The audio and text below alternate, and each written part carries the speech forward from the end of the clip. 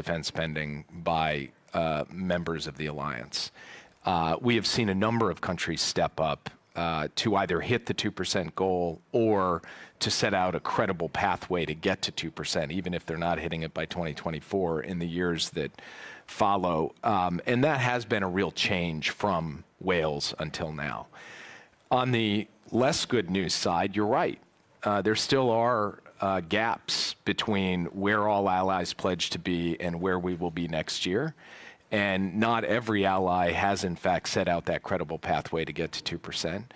And then on the just flat out kind of reality check, it is the case, as the NATO communique said, that the combination of factors at play in today's geopolitical environment do mean 2% has to be a floor, and spending beyond 2% by all allies is necessary to ensure the full security of the alliance. So we will continue to work at this. We will continue to make the principled case that that everyone has to pick up their share of the burden and carry it forward effectively. And then we'll continue to lift up those countries that have stepped forward to make bold new commitments. You know, you mentioned your country, Germany being one of them in the last year, to actually follow through to get to 2%. Other countries have done the same. So we will not be shy about continuing to press those allies who are still lagging behind, but also we will not be shy in giving credit where credit is due. Your country has not been known for shyness, so we'd expect that. So fair enough. Thank you, thank you for this. I'll turn now to the public about and questions to be asked. So I see a hand up there, the lady. Yes. Yes. Sorry, yes, please go ahead. Yes, thank you. Thank you. Daria Kaliniuk, Anti-Corruption Action, Ukraine. I'm fighting corruption in Ukraine for the last 10 years. And I approached you, Jake, in December at the Anti-Corruption Summit, asked for a meeting with civil society. I think this request is still relevant, as we would like to know what does these conditions, which must be met, mean. We heard that there's something about corruption, so I would like to find out what kind of homework we have to do in Ukraine. As the comment and the question, I have a 2-year son. He was 2 years when Russia invaded Ukraine first in 2014. We were told then, guys, don't ask for weapons, negotiate with terrorists and do reforms. We behaved well. We've done reforms. We've negotiated Minsk. We didn't ask hard weapons. And Russia invaded us with a genocidal war. And now the NATO summit is telling us, wait for more. And, you know, when I was leaving Kiev, and my son is now sleeping in the corridor because of the air raids, I had to explain my son that, you know, I'm going in order to meet President Biden and to ask him to invite Ukraine to NATO, that soon you will not need to sleep in the corridor. On Friday, I will be back in Kiev. Jake, please advise me, what should I tell my son?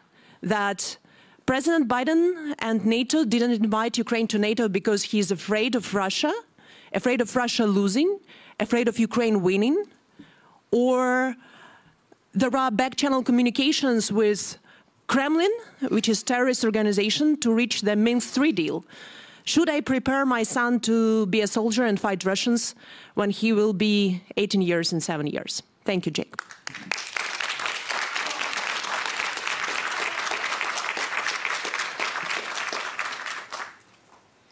So first of all, thank you for the work that you do every day to try to advance Ukraine's democracy, deepen it, to try to deal with the challenge of corruption which continues to exist. And I know that you have been a big champion for that. And what I would say to your son and to everyone in Ukraine is, you know, the rest of the world is in awe of the bravery and courage of every Ukrainian citizen who's standing up in the face of Russia's brutal war, its brutal aggression. Not just those fighting on the front lines, because the front lines have extended to cities and towns across Ukraine, given the hell raining down from the skies in drones and missiles and other attacks by Russia. I would say also that the United States of America has stepped up to provide an enormous amount of capacity to help ensure that Ukraine's brave soldiers have the ammunition, the air defense, the infantry fighting vehicles, the mine clearing equipment, and so much else to be able to effectively defend against Russia's onslaught and to take territory back as well. And that we will continue to do that for as long as it takes. And President Biden will stand with President Zelensky today and other partners to do exactly that, as I was describing before.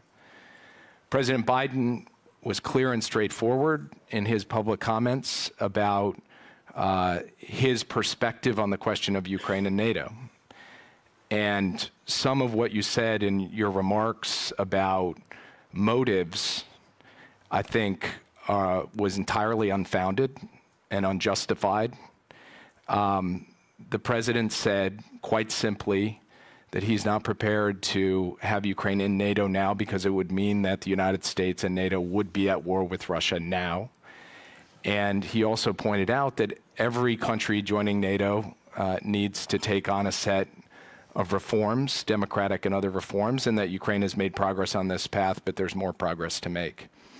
So I think the most important thing in this respect is for us to be able to have the kind of honesty that was inherent in your question, but also for us to make sure that in having that honesty, certain insinuations or implications inherent in your question, which are not founded, get checked at the door so that we can talk to one another in goodwill, in good faith. And, you know, there has been a lot of conspiracy theorizing that simply is not based on any reality whatsoever. And also, I would just say the American people have sought in watching and wanting to stand in solidarity with the brave and courageous people of Ukraine to step up and deliver. And I think the American people do deserve a degree of gratitude for, from us, from the United States, from our government, deserve gratitude for their willingness to step up, and from the rest of the world as well, as do every ally and partner that's supporting it. And all of us should, in the final analysis, say the thing that is most powerful, most consequential in all of this are the people of Ukraine, even the youngest people of Ukraine like your son, because they are the ones really carrying the burden of this. And we have to do what we can to support them, and we will do that. I will personally do that every single day, as we have done for the last 500 plus days of this invasion, and as you pointed out, going all the way back to Russia's invasion in 2014. Jake, thank you very much for what you have said. Thank you very much for this American commitment to European security. If it weren't for the US, we don't know where Putin would stand in Ukraine, so thank you for this. But thank you for joining us here. You know, you have a very dense calendar, and you were asked there for all the negotiations, etc., that you took time to come to the NATO Public Forum. We are very grateful to you. Thanks, and all the best to you, Jake. Thank you.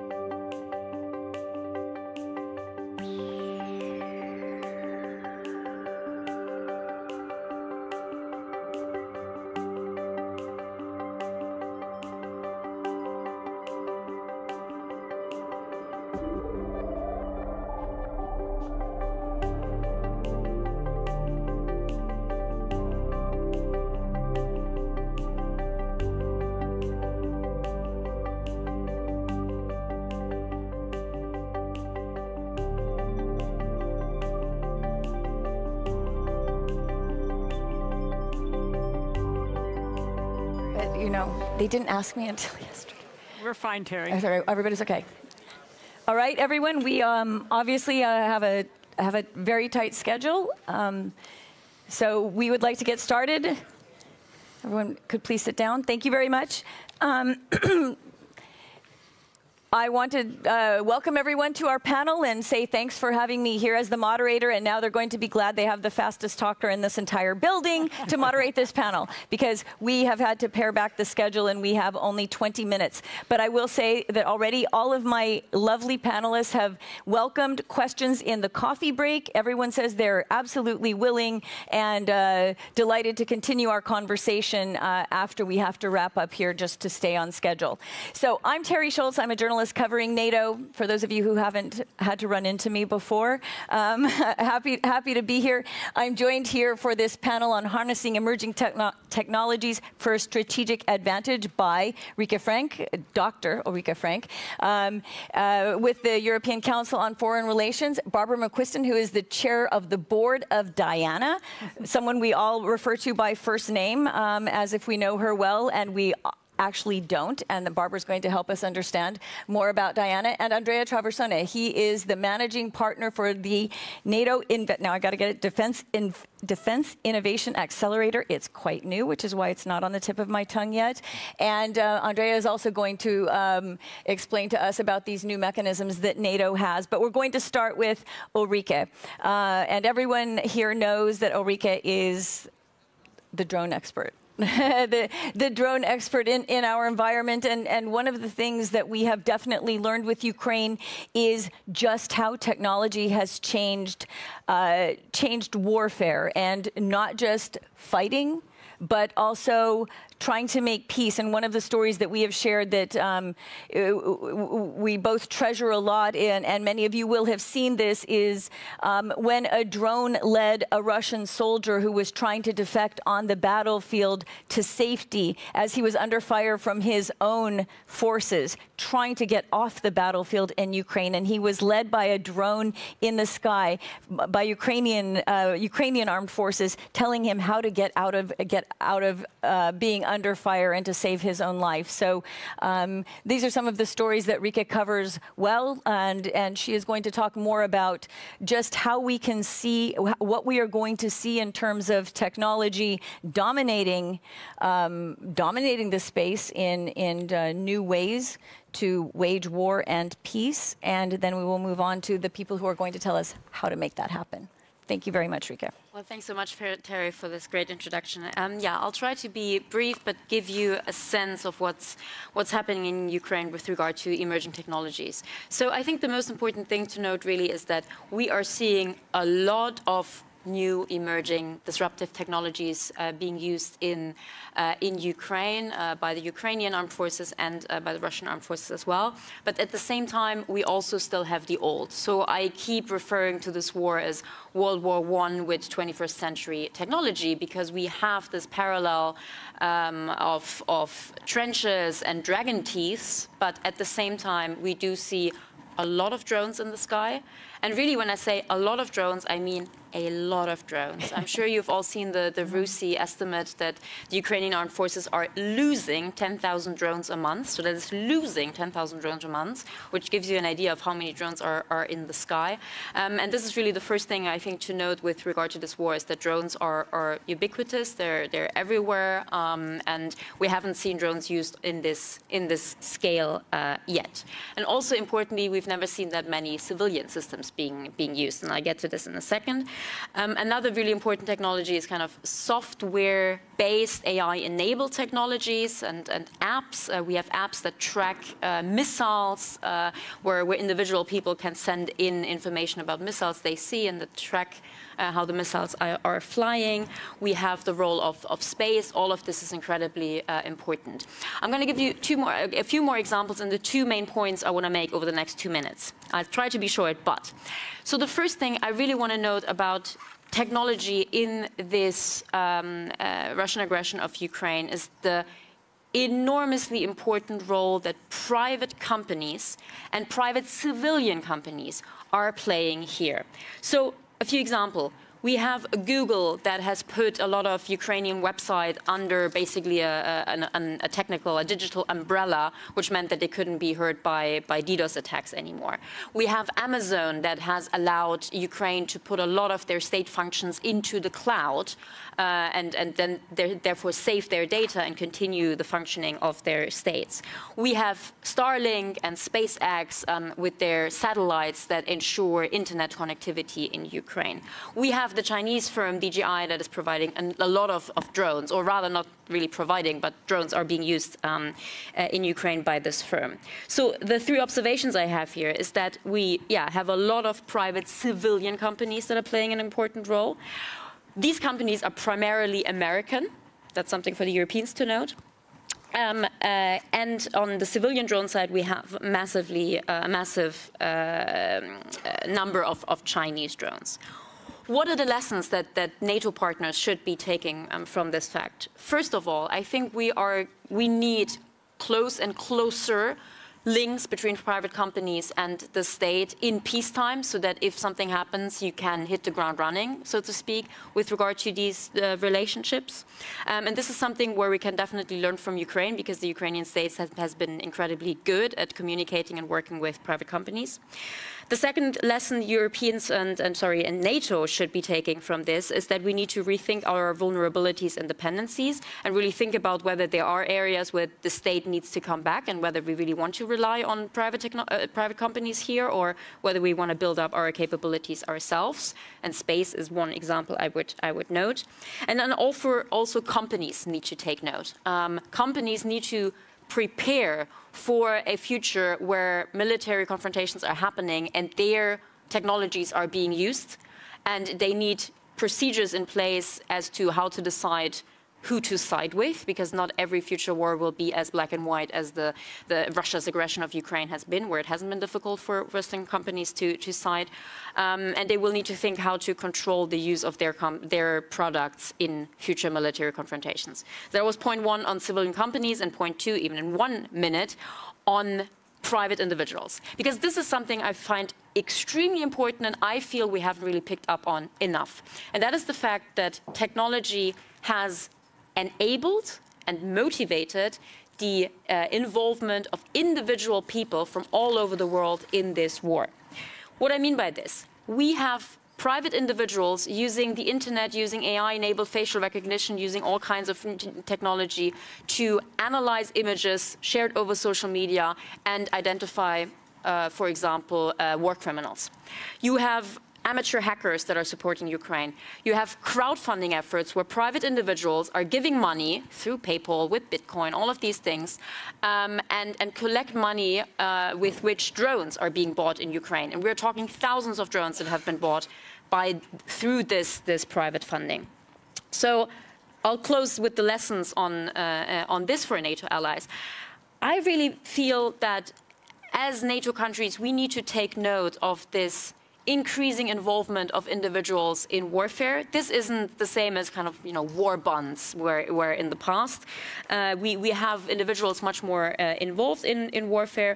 And I think we need to look to Ukraine and learn from Ukraine on how to harness this involvement, because Ukraine has been incredibly good at kind of getting this public support, playing with the meme culture, working with NAFO, these kind of things. I'm not sure NATO or the EU or states are able to do this to the same extent. So looking at how Ukraine has been doing that would be useful. And I'll end here. Thank you, Rike. And I think for Barbara and Andrea, you're going to want to bring Rike as your opening act every single place you speak, right? Because she makes all your cases, and then you say, yes, we have thought about these things, and this is what we're doing to address them. And we have thought about dual-use technology and how it's being used. I think Ukraine is an example of it. I also think that there are a lot of other challenges, security challenges that we have in energy, in food security, and we have human capital in our countries that want to stand up with solutions to a lot of these challenges. So NATO, by standing up Diana, the Defense Innovative Accelerator for the North Atlantic, I joke because we all call it Diana so much. I almost feel like my first name's Diana.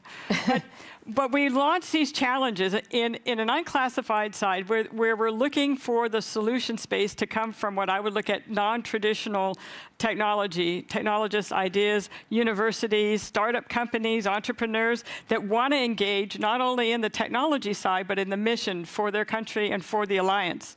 This is incredibly important because, to me, national and economic security go hand in hand, and being able to work with these entrepreneurs to help them accelerate their business in the dual-use side, as well as looking at how these technologies and solutions would work in the field for a lot of the things that we do across NATO, which includes not only military use, but also looking at humanitarian aid and disaster migrants and other sort of challenges that the equipment and what we need to have in the field meets both a dual-use technology market. This is going to be important to develop that pipeline. Diana just started. We have just opened the offices in the Imperial College at London. Professor Deep Chana is the managing director. And we've just, as of June 19th, launched the first 3 challenge problems.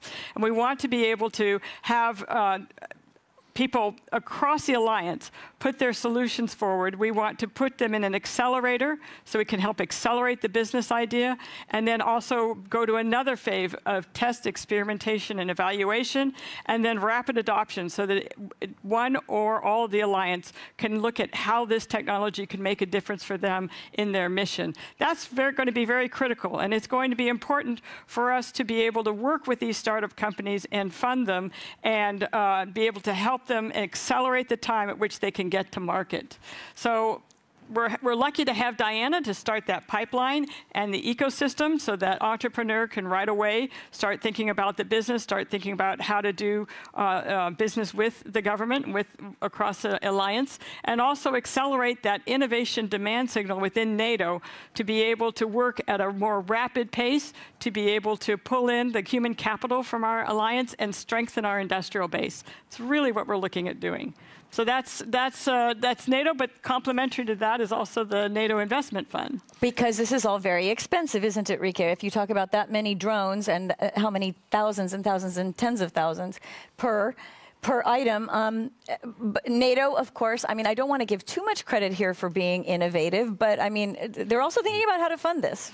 Indeed, Indeed, this initiative, the Nation Innovation Fund, is a very innovative and courageous activity that was set up by NATO and the allies. The NATO Innovation Fund is a one of a kind. It is the first fund that has been stood up to secure the future of the 1 billion citizens of the allies and to enhance NATO technological edge. This is a fund that is coming to fill a gap that I witnessed over 25 years of investing in deep tech in Europe, which is the innovation gap, which has not been funded properly neither by the public or the private market. And NATO stepped in to fill that gap, to invest in those deep technologies and enhance disruptive technologies that Ulrike was talking about. And so far, these markets have been underdeveloped, and the development of this technology has been uneven across the allies. And we also face a threat of competitive investment from adversaries and potential acquisition of these deep technologies by adversaries. And it is because of that that NATO and its allies have set up this multi-sovereign €1 billion fund to invest in this innovation to secure the safety of the allied citizens and to foster the innovation and the adoption of these technologies by the allies.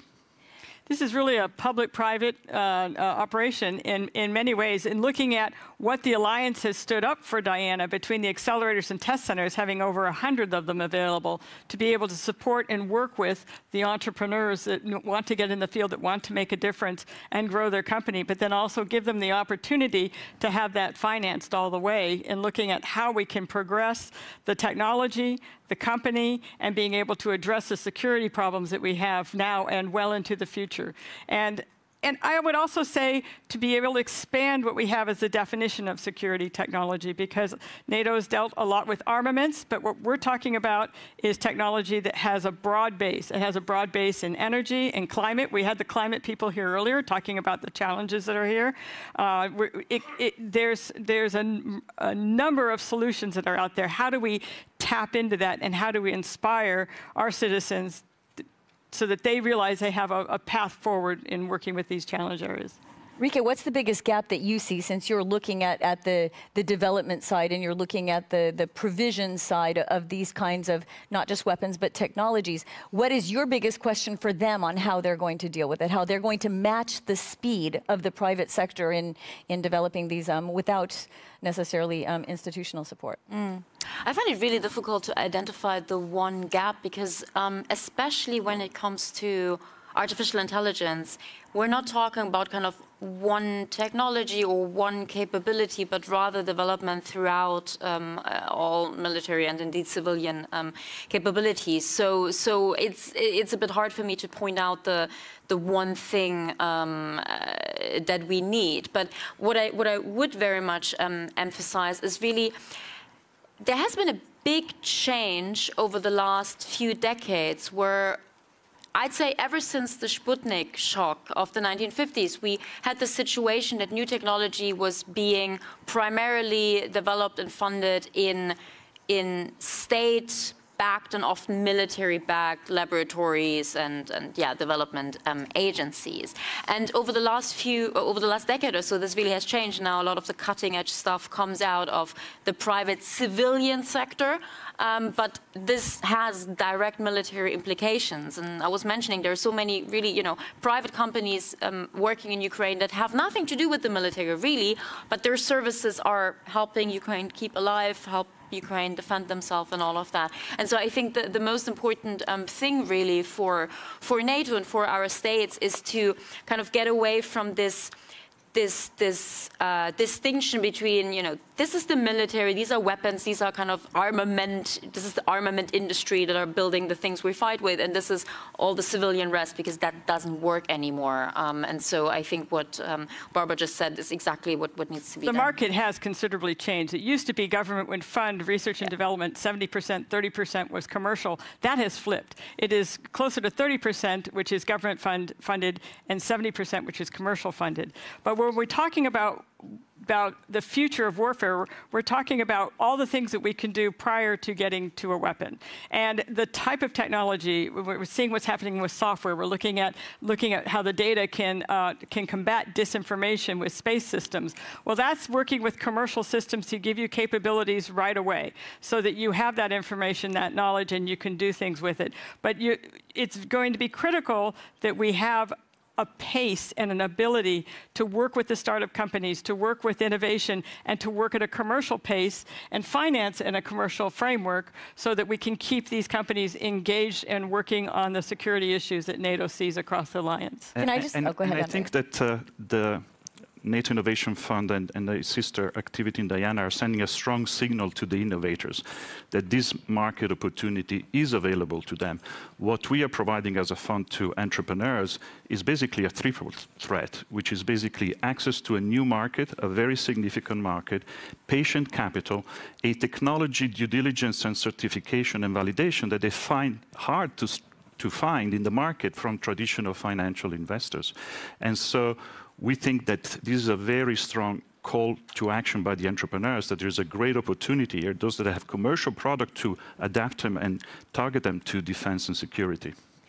I mean, one thing that we're hearing is there's not really any option for either side, right? I mean, this is the obvious way forward. Why did it not happen sooner? Of course, I have to find a problem with it. Why didn't you do it before? Well, it's one of those things where I think that NATO's really realizing that it needs innovation and innovation across the enterprise. So one of the good things between these two agencies organizations starting within NATO is that we're creating that demand signal within NATO to address the processes that they have so that they can really leverage and take advantage of the market. What I've witnessed, because I've been in this market for 25 years, it has been very hard for individual governments or the private market to step into this opportunity. So I think NATO was really brave and courageous as a supranational organization to realize this and step into the gap and leading with this fund and with the Diana activity. I think very few other organizations could have done this. But it also needs the money. This is not like, it's not, you know, completely beneficial, only beneficial to those companies. NATO needs it as well. The sad thing is we are out of time. And this is my fault because I have to go be on the air. But as I said, my panelists have agreed to continue the conversation. I wish I was here to continue the conversation in person right now, but always leave them wanting more, right? That's what we say. Thank you. This is so interesting. This really brings us to a new level of what can be done, and brings in also the young people that we're always looking for to become interested and educated about NATO. I think this is also a really important channel for them, for you to get the best and brightest minds, and for them to understand what this is about. So thank you very much, and I apologize to everyone that we had to cut this short, but Jake Sullivan was kind of worth it. Thank you. Thank you. Thank you very much.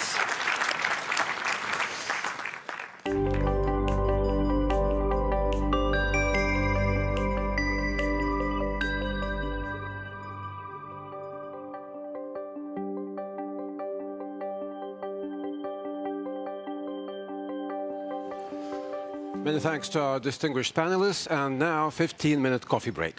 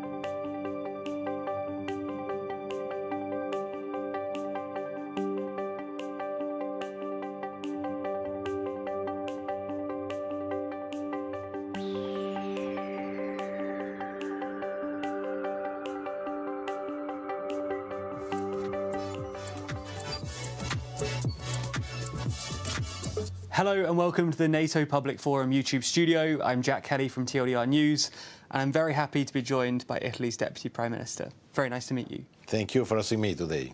Firstly, let's start with the big issue.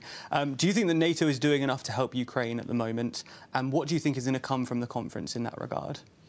It's important for us to protect Ukraine, because it's important to respect the international law. I think we need to work step by step. The first important step is to have Ukraine with us in NATO-Ukraine Council. Yes. It's a first step paving the way for a full membership in the future after the end of the war. This council is an engagement, an important engagement for Ukraine, because Ukraine will be part also on the political debate, not only talking on situation in Ukraine. But this, I think, is a good message to Ukraine, a positive message to Ukraine, paving the way for the future. Absolutely. We've heard a lot about NATO's new 360 approach to security and the global nature of threats around the world. With that in mind, how much attention do you think NATO should be paying in the Asia-Pacific? I think security is a package. It's important now to protect the West and Europe through a strong engagement in Ukraine. But in the same time, we need to look at the South, Mediterranean Sea, and Indo-Pacific region. But NATO is not only a defense organization, it's also a political community, a political organization. For this, we need to work hard for peace, for a stronger engagement in other regions. My idea is to work more with India. India is a democracy. It's a big democracy. For this, it's important in the Indo-Pacific region to work with India, of course. We are in favor of the status quo. Also on Taiwan, one China policy is our strategy. China is an interlocutor, but it's also a competitor. For us, we need to strengthen the cooperation with our friends Japan, New Zealand, Australia. But In the same time, it's important to work hard in Africa. Look at the sub-Saharan region. The terrorism and Wagner are working hard against our security. Africa is very important for everybody. For this, we need to invest and to have a good policy in favor of growth of this continent. Absolutely. Hopefully we'll be able to have good conversations with other people at the summit about all of those kind of issues when it comes to global politics and your place in them. Thank you so much for your time, Deputy Prime Minister. Thank you for asking me today. Thank you.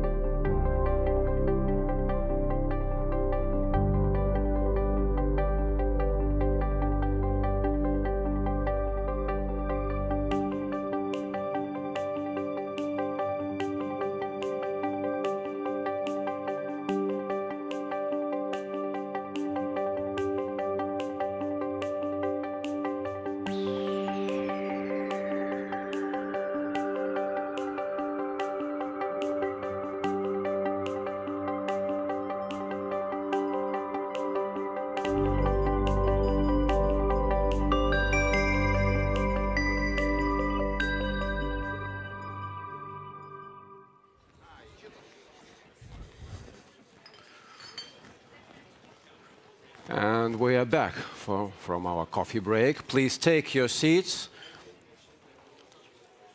Please, everybody, take your seats, and we will continue. We're changing the topic now, and we will have on stage a group of distinguished ministers of defense and foreign affairs that will discuss the implementation of NATO's strategic concept adopted last year at the Madrid summit.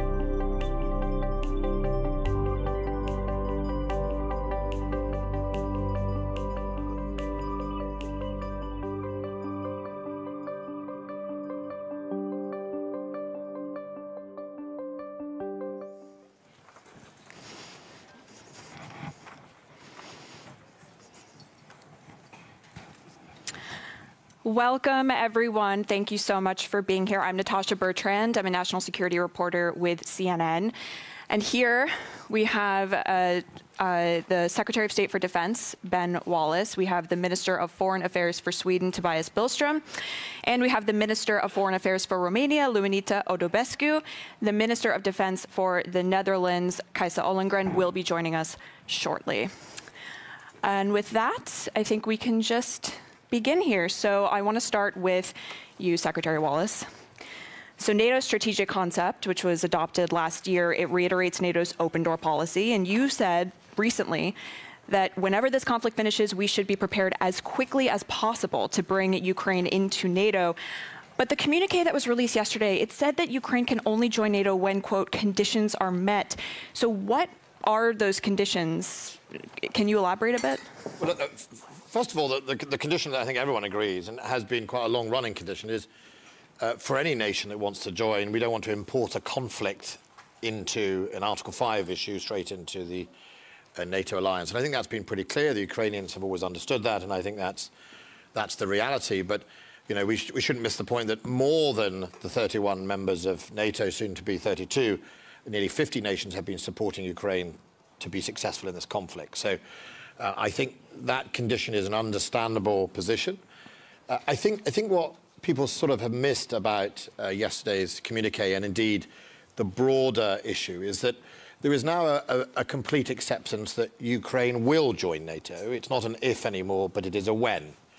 And I understand, you know, President Zelensky's impatience on, I want a timetable. I think that's what he talked about. But ultimately, culturally, it is accepted that Ukraine will join NATO.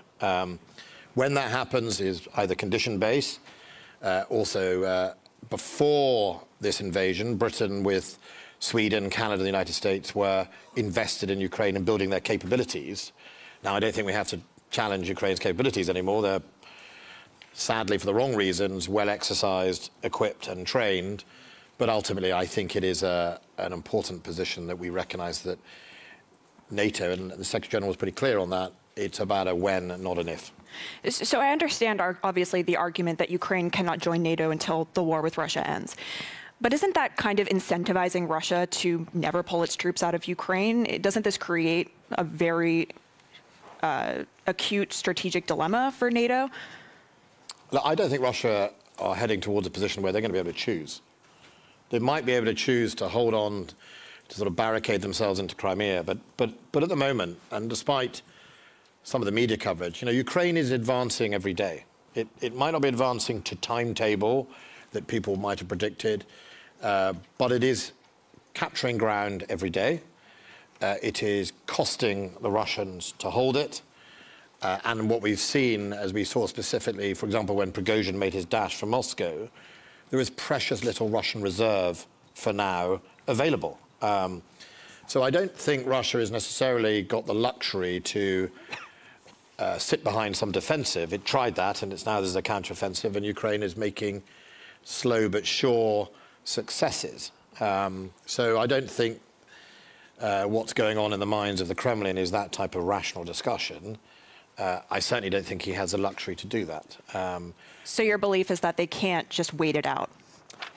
No, I think they are in a position where the attrition rates for the Russian forces are difficult. And yes, Russia has scale on its side. It can generate or try to regenerate its industrial base. It can resupply. It can send more young men to their deaths in the way they do. But ultimately, I think we should be more optimistic. We should also reflect on our own weaknesses that not many people that I've met, well, everyone I met underestimated Ukraine from day one. And I think that continues in that same light, that Ukraine has a lot more punch in it. It hasn't committed its reserves, and those reserves are going to be vital for the next stage. So I think we should just give them that headspace. We'll continue to support you know, the announcements from many nations today and yesterday about further munitions and support, I think puts us in a pretty good, strong position. And you know, Russia is feeling it. Some of the deep strikes that we've seen in open source have been significant stocks of their ammunition and logistics.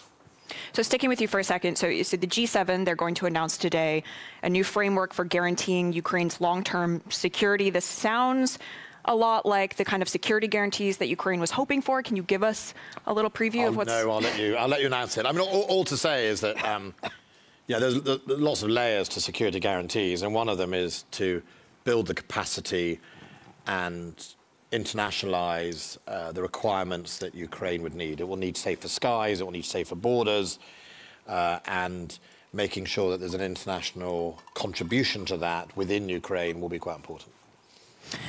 So moving on to Minister Billström, so on Monday, we saw Erdogan suggest that he would not move Sweden's NATO accession forward unless Turkey was also admitted into the EU. Just a few hours later, there was a complete turnaround, and somehow there was this deal struck whereby Turkey would allow Sweden to move forward. So how was this very abrupt turnaround actually achieved in the 11th hour here? Well, I think you partly have to ask a question to President Erdogan and perhaps not to me, but as far as I can see, we stand on a very firm basis of the fact that we, since the last summit of NATO in Madrid, have fulfilled all the commitments that we made within the trilateral memorandum signed by Sweden, Finland and Turkey. And within that memorandum, specifically, there was written aspects concerning the security of Turkey in relation to PKK activities, which sometimes have had their basis in Sweden. We have, throughout these 12 months that has passed since the summit in Madrid, worked tirelessly together with the security agencies of Turkey, police authorities in Sweden, prosecutor's office, intelligence services, to see to it that we fulfill our commitments and take the security situation and the security concerns of Turkey seriously. That was specifically brought up at the meeting between President Erdogan, Prime Minister Ulf Kristersson, I was present myself, and the Secretary General Jens Stoltenberg. After that, at that meeting, we decided to produce a new statement where we will enter, Sweden will enter, into a strategic compact together with Turkey in order to see to it that we continue these aspects of cooperation, which is also, incidentally, something which Sweden is very keen about, because within this framework we also bring forward the question of organized crime, which is a problem for my country, and which sometimes means that people who are being harbored or at least being present in Turkey are directing activities of organized crime on our territory. Now, we are very keen to get rid of that, but we can't do it without cooperating with Turkish authorities. So I would say that this is continuing to be a joint venture. I would also say that I think that our Turkish counterparts found the result of this cooperation so far pleasing. And was this deal tied to the provision of American F-16 fighter jets to Turkey? I mean, what do you say to critics who say that this was essentially a quid pro quo with regard to the provision of weapons to Turkey for them to lift their hold? Well, I think that President Biden has spoken very openly about a deal being presented, which entailed both Turkey, Greece, and the United States. But regardless of that, this was always a by or perhaps a trilateral thing between those countries. It's not something which concerns Sweden. We have never been part of such a deal. We have not been involved with it. It's only a question for those states. However, if it was beneficiary to bringing Turkey closer to a decision to start the ratification process of Sweden's NATO accession, we are of course pleased and proud. And I think that this is good in itself. But I think one is making a mistake if one looks only at those aspects and forget the fact that this was a two-tier process. Without us taking into consideration the security concerns of Turkey, I don't think that this process would have moved forward, honestly. And I do want to introduce the Minister of Defense for the Netherlands, Kajsa Ollongren. Thank you for joining us. Briefly, though, I want to go back to Minister Odobescu, and I want to ask, going back to Ukraine, about F-16 fighter jet training for the Ukrainians, because Romania is going to set up a hub, a center for that training after a big coalition of countries agreed to set up this training for Ukrainian pilots on F-16s and other kinds of fighter jets. So can you just talk a little bit about when you actually expect the training for those pilots to begin? What stage of the process are we in right now? Thank you very much for inviting me to this panel, which is very timely. Before starting, maybe a word of from the Black Sea to the Baltic Sea, a word of congratulations for our host, for our ally and partner, Lithuania, for organizing this important summit.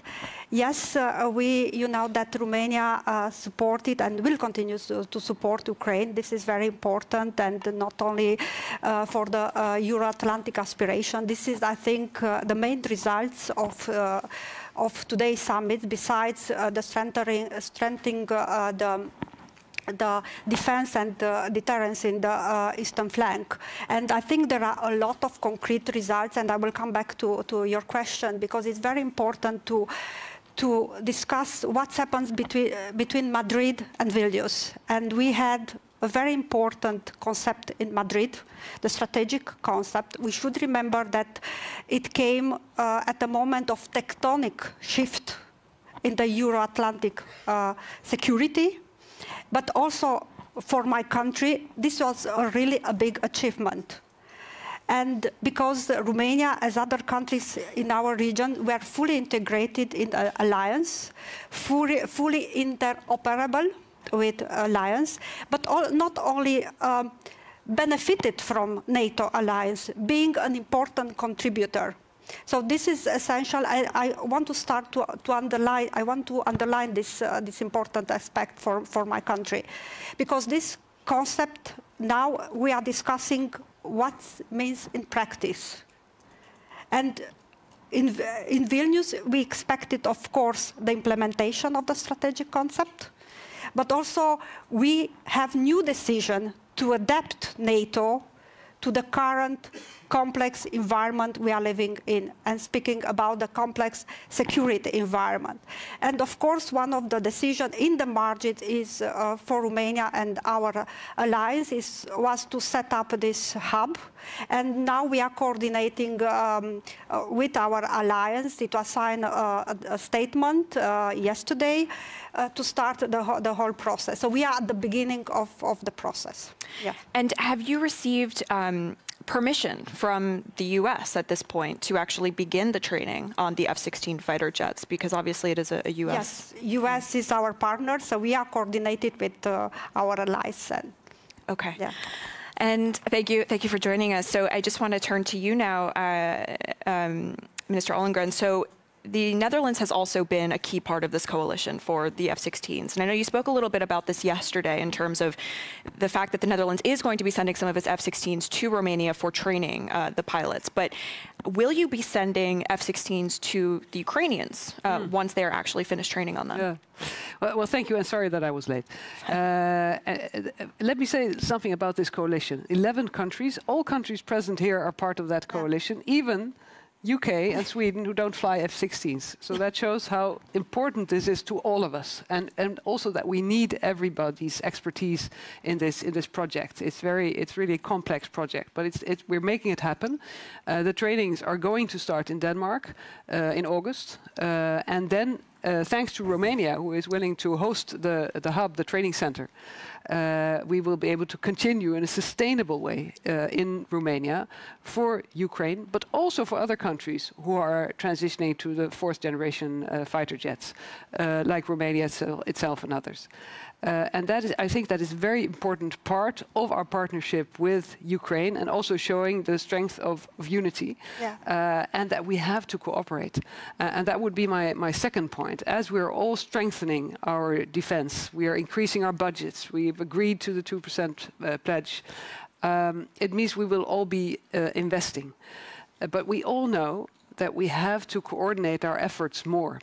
I think, and I really believe, we also have to integrate our cooperation further. The Netherlands, for instance, has a very strong integration with Germany when it comes to the army, with the UK when it comes to our Marines, the Navy with Belgium.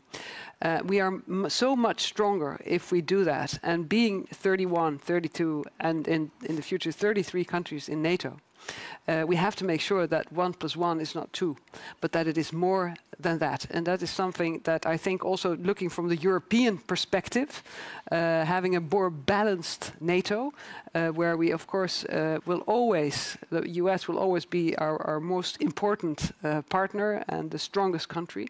But we also have to live up to that expectation that we also are strong in Europe. Because if you look at NATO, it was created because of the threat of the Soviet Union.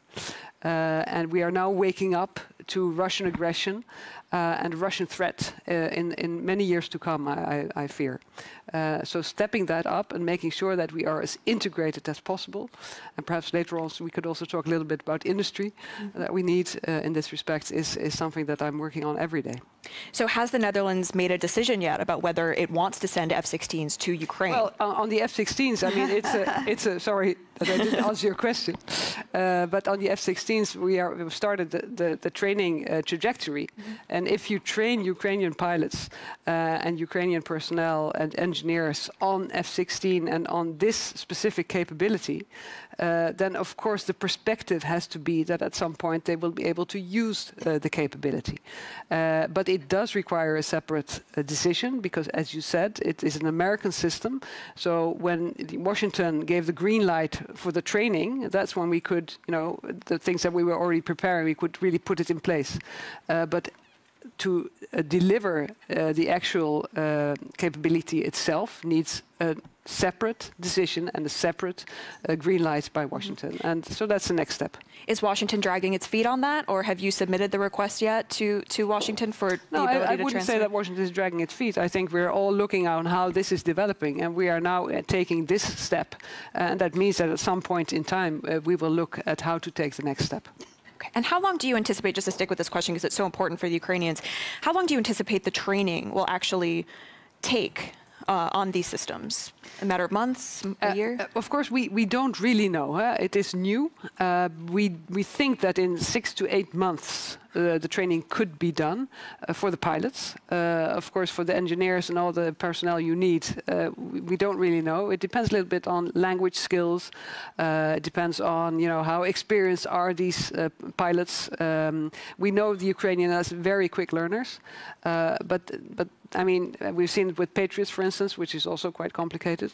But 6 to 8 months is really, really fast.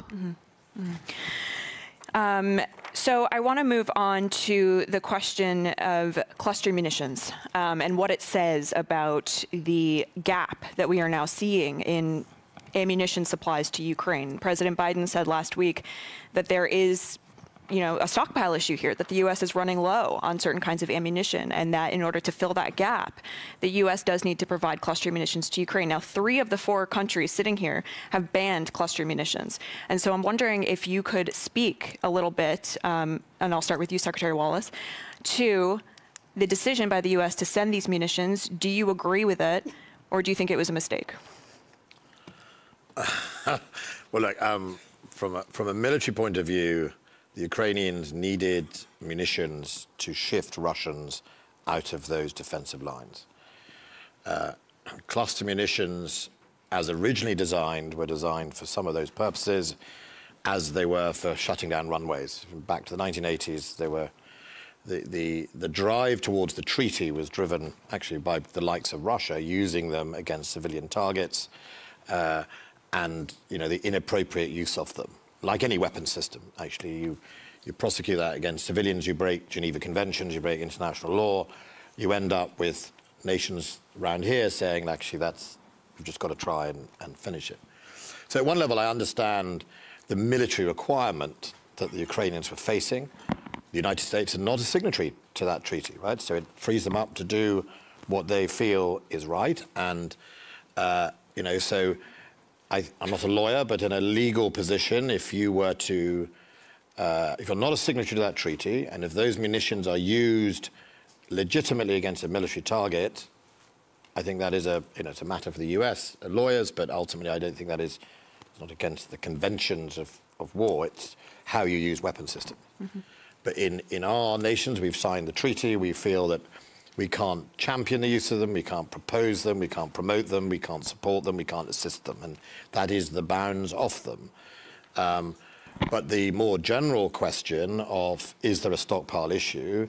Well, ultimately, as I said earlier, the supplying of equipment to Ukraine has been huge, vast. I think they prepared 12 brigades for this offensive. 12 brigades is bigger than most people's armies, right? It's vast. I don't have 12 brigades, right? So 12, effectively, armor brigades prepared for this counteroffensive, mainly out of gifted equipment and donations. And this is a long war of attrition.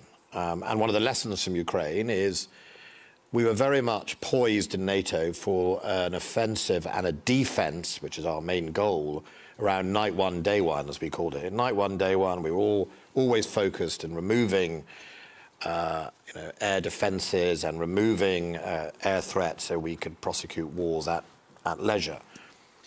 And no one had really asked themselves the question, well, what if day one, night one becomes week 2, week 3, week 4? How much of our exquisite capabilities have we actually got in stock? And I think that's been the broader question. This is a prolonged conflict. Huge amounts of munitions are being fired and used, and we're all struggling to find ways of keeping that going. Now, how you address that as an individual nation is a matter for that nation. Obviously, I heard the position of the United States. For us, we've just started buying production line places to manufacture 155 shells, of which some of those manufacturers will go to Ukraine. All of us have had to struggle stimulating our supply chains, some of which went to sleep. When we put the NLAWs, the Saab, Thales, British, Swedish anti-tank missile, some of the supply chain had been asleep for 5 years. We'd bought our 4,000 or 5,000 or whatever we had all those years ago. And, supply chains don't stay open for nothing. They go and do something else. And I think when we signed a new contract with Finland and Sweden to buy a good few thousand more or maybe this year or end of the year, the reason it took time, and I was criticised in Parliament, was we had to find a new supply chain. And so I think it's a general challenge, munition levels. Of course it will be in this war, and every nation will find a way of filling that gap. Now, the United States took that decision. I don't know the secret levels of American munitions. It's not my business. It's for them, and I would keep mine secret. And so they're just finding ways around the challenge. So do you think it was necessary at this point in the war? We're signatory to the treaty. We can't promote or support cluster munitions. What I can say is I understand the military logic of a range of munitions that would be required to get through those front lines. A range of munitions. The US clearly looked at it, made a decision, and they're not a signature to the treaty. So. Minister Ollongren, as the other defense minister here, I would love to get your thoughts, because obviously Netherlands is also a signatory to this ban. I very much agree with Ben. This is exactly, we are in the same position. We signed a treaty. We don't have cluster munition. We will not donate cluster munition. We will abide by the treaty. And my analysis would be exactly this. So being in this war of attrition, knowing that the enemy is using cluster munition and even worse, I would say, than that. This is a solution between two countries that did not sign the treaty, that we cannot vocally support in any way, but that is explicable from a military perspective. It does raise one challenge, which is, we should also remember as an alliance, we can't just take for granted relying on nations who didn't sign a treaty or don't have a capability, right? Because what is clear is we don't have in our inventories at the moment the necessary munitions to shut down airfields and break through lines that we might have done in the old days. One of my challenges now to my industry and to the department is we see the Ukrainians struggle to shut down runways, right? The Storm Shadow is a deep strike weapon, but it is not designed to destroy runways, right? It's designed to destroy headquarters and bunkered things, etc., etc. So, what have I got in my weapon stock should we find ourselves in a conflict to shut down a runway? So I think it goes back to, if you can't use cluster munitions, because we've all quite rightly signed this treaty, you need to innovate and come up with something else. And I think that's just exposed that challenge. That's the challenge the Ukrainians have. And of course, the one reason, I think the main reason for many countries to sign this treaty is because we know that cluster munition makes many civilian casualties. That is the big issue. That is what we really want to avoid. We know that Russia is not bothered by these things. They're making civilian casualties on purpose every day.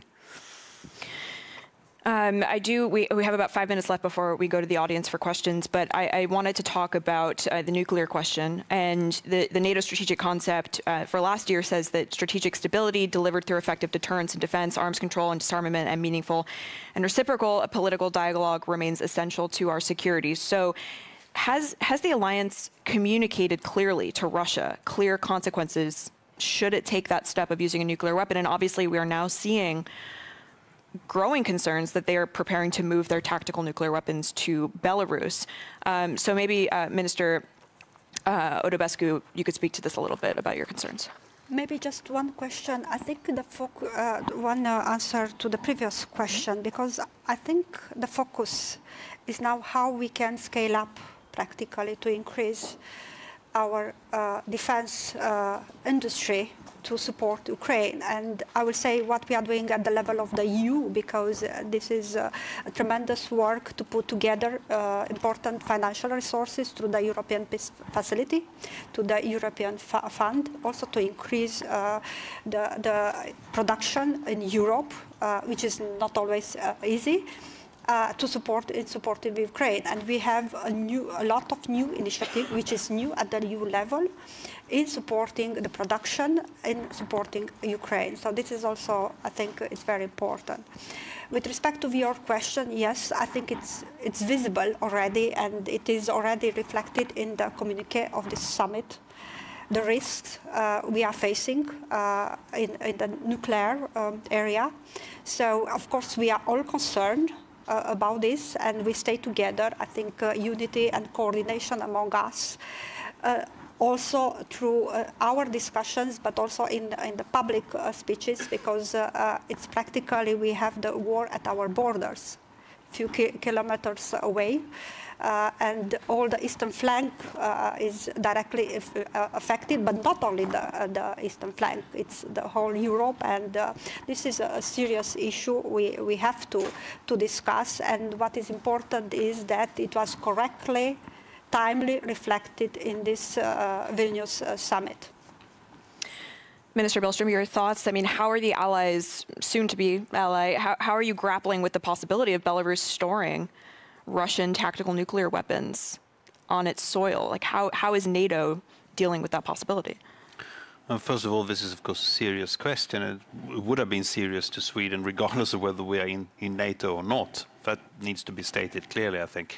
However, I think that NATO simply has to do what we're already doing, namely to stand up in favor of both the values, which we are all in favor of, and try to also make that clear to a public audience, which is not only the EU or the NATO or the West, but also the global South. This is an international question. The use of nuclear weapons is always a very serious matter, regardless of any time we are living in. And we can just, today, or tonight, we saw the launch of an interballistic missile, the test from North Korea. That is also something to weigh into this discussion. So I don't think that we should limit ourselves to just a discussion about moving things to Belarus. This question is much larger. And the NATO has to send a consistent message to Russia, to Belarus, to North Korea, to all states who are even thinking about using nuclear weapons, what the consequences would be for all of us. And I think that message is being broadcasted very clearly. Secretary Wallace, there have been some reports that the US, UK, and other allies, they communicated very clearly to Russia that there would be kinetic consequences, that there would be military action in response to Russia using a tactical nuclear weapon or a strategic nuclear weapon, but more likely tactical, in Ukraine. Can you confirm that there have been those communications to the Russians?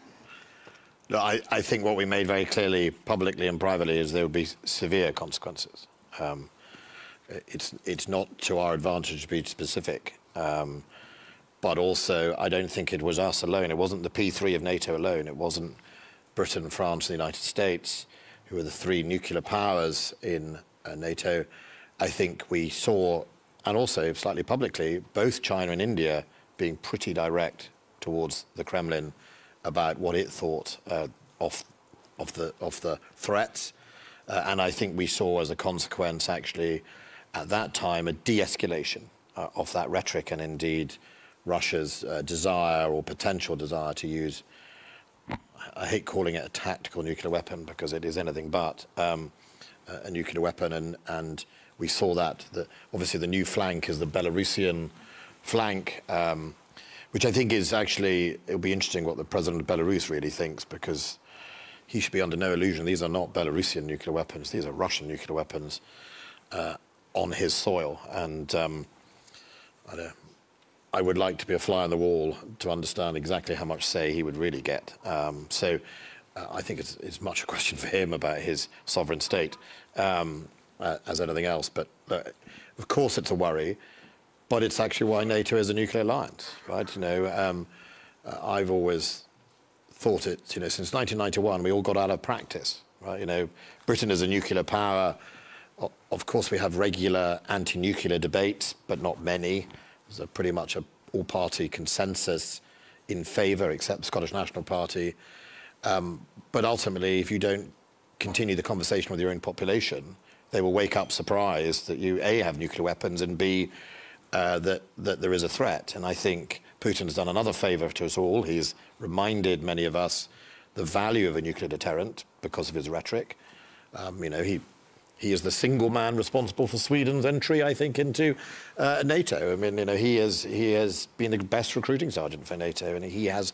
I hope he goes home at night and realises he is 100% to blame, and is no one else. So I think ultimately we have to remind the population of NATO we are a nuclear deterrent alliance. We believe in that as a defence and deterrence. It's why we should be not as worried as we could have been with the Belarusian threat. And ultimately, you know, we invest heavily in that capability. And allies who don't possess nuclear weapons, however, exercise in facilitating and supporting that happen, because we are an alliance ultimately of NATO. And you know, sometimes nation members forget that, and they start to think about signing treaties, and you're going, no, I don't really. You can't be in NATO and want to ban, or I mean, so I think ultimately Putin has reminded us of the threats and how deterrent has a role. Have you, just a quick follow-up, have you seen signs that that transfer of the nuclear weapons has begun to Belarus? Well, I think we've seen open source reports about that. I think Putin's made his statements. He made it not so long ago. I think he said certain weapons had gone or were preparing to go or whatever. He says a lot of things. Yeah, the funny thing about Putin is, while he's got a reputation for lying, he actually doesn't always lie. He's actually, you know, he says, you know, one of the problems with this Ukraine was he was pretty clear in his essays what he thought he was going to do with Ukraine, and everyone ignored it. And he wrote that essay. Sometimes he doesn't lie on something.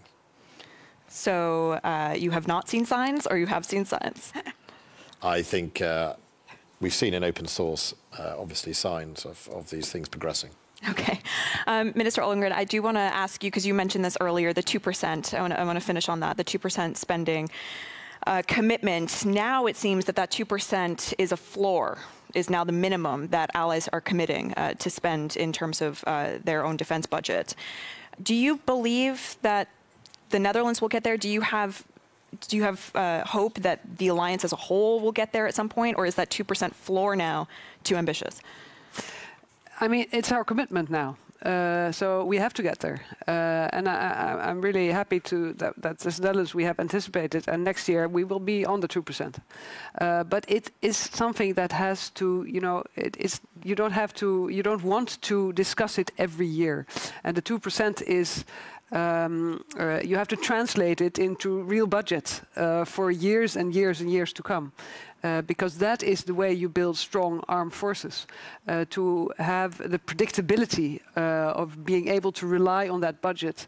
This year, for instance, when we had to do budget cuts in the Netherlands, the Ministry of Defence was accepted from these budget cuts. And that is very important, that there is no political debate about the necessity of doing these 2% and not go under it. And I think that to have learned this lesson, at some point at the end of the Cold War, I think it was normal that we decreased because the tension was off. But we have, you know, in 2014, I think we all stepped up, but not enough. And that's why we have so much work to do now. And so, you know, it's about people, it's about new capabilities, but it's also about all these enablers that you need now. So there is, even though we will reach the 2%, and our commitment is very firm to the 2% as a floor, we still have a lot of work to do. When do you anticipate the Netherlands will reach that goal? We will reach it next year. Next year, okay. And we will, and the year after, and we will also have elections. So, of course, that means that for the long run, that will be part of the political debate. But my plea will be that we have to, you know, it's not only for the next years. It is for 10 or 20 years to come that we need this certainty. Okay, well, with that, I want to open it up to audience questions. If you could, when I call on you, make your way to the microphone, and we'll do it like that. Yes.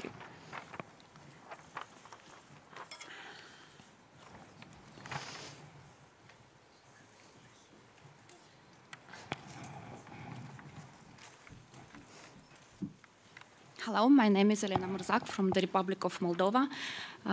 Of course, my question will go to Minister Odobescu regarding the situation and relation with the Republic of Moldova. Fortunately, we have a dedicated point in the summit communique, point 81, on the cooperation with the Republic of Moldova. Unfortunately, we know why. And my question is, what does it mean? Our public is interested. Practical support for the enhanced defense capacity building. This is the first question. And as well, President Iohannis referred to the support for the Republic of Moldova regarding the resilience. And how do you think if our national armies will work on the interoperability and how this process will be improved? Thank you. You know, one of the one of the consequences of the war is the effects on the vulnerable partners and the Republic of Moldova, but not only Republic of Moldova. And for historical and traditional reasons, Republic of Moldova is a priority for Romania, and our support is done bilaterally at the EU level and also in NATO. I think the fact that we have advanced in the cooperation with NATO is a step forward.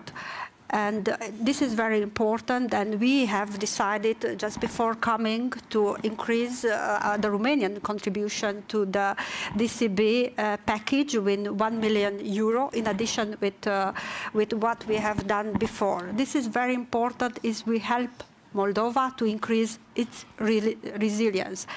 And Moldova, Republic of Moldova faces a lot of difficulties, and it's not only the threat coming from Russia, because the reality is that Republic of Moldova faces now a hybrid war. And we put in place at the EU level, but also at the NATO level, instruments to support the Republic of Moldova. We have an initiative with France and Germany to support financially Republic of Moldova with all our partners. We put in place a sanction regime at the level of the EU for those acting against the democratic stability of Republic of Moldova.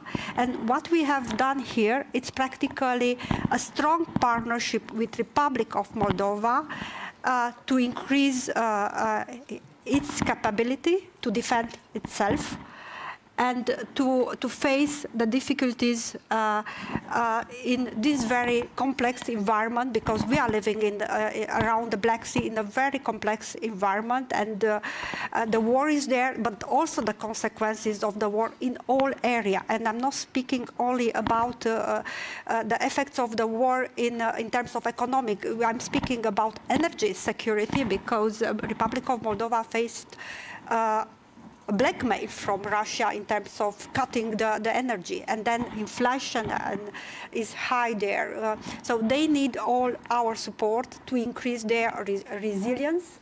But when I'm speaking about resilience, it's really I'm speaking in a broader sense, and we ask all our partners, allies, to come together. And what we have done today with in the summit communique with important paragraph for Republic of Moldova, I think it's a step forward. Okay. I'll go there to the back.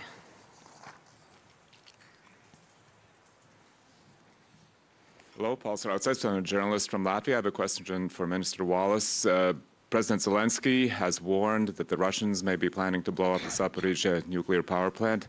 Would you consider that as being equivalent to the use of a nuclear bomb? I don't think you can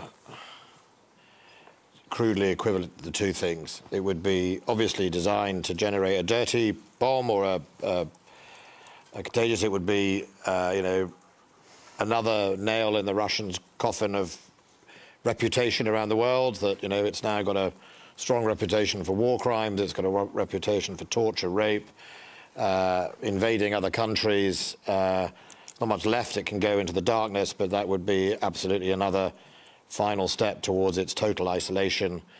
And, you know, we see Russia try and counter by saying false flag all the time. It's trying to claim everyone's about to do this, and usually Britain's sometimes behind it, I notice, in Russian allegations.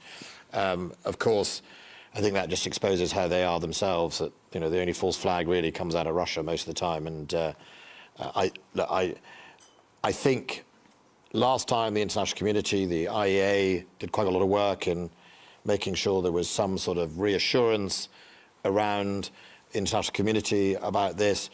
The power station itself, I think a number of the reactors are now shut down, so the risk is lower of the consequences than it might have been. But, you know, he should be very, very careful about playing with that capability. You know, this is nuclear power is often, it's not an individual country's responsibility, it's often an international communities, which is why the IEA is so important. And, you know, of course there would be consequences for doing something in that power station, but I'm not going to equate the two between that and detonation of a nuclear weapon. Have you seen preparations being made for that Russia is planning to attack the Zaporizhzhia nuclear power plant?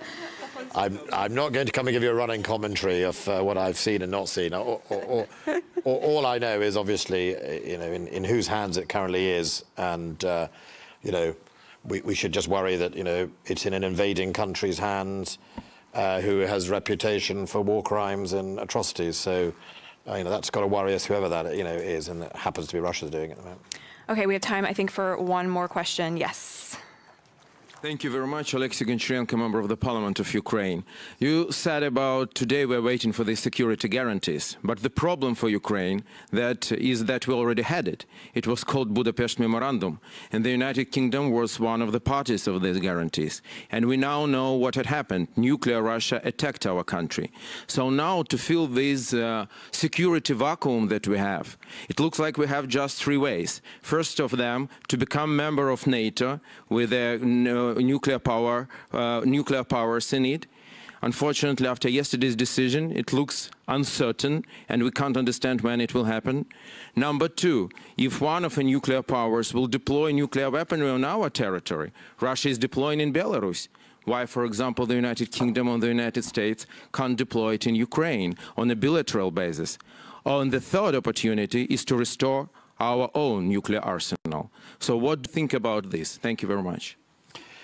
Well, look, first of all, look, there is a danger that we're undermining this communique, right? So I think you're wrong on your reading of the communique, right? I think it's my fourth or fifth NATO summit, right? I have watched the Ukraine conflict emerge at first hand. I believe that what the communique really says and what the Secretary General says, this is a matter of when. Right, we've crossed the other bridges that used to exist. There were nations who genuinely would say, well, if and should Ukraine really, does it really belong in NATO? I think we have crossed that bridge.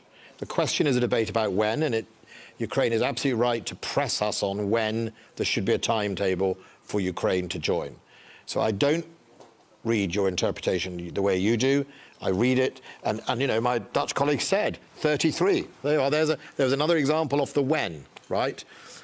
So I do believe there will be a time in the nearest future, once we have helped you through this conflict, that Ukraine will join NATO, right?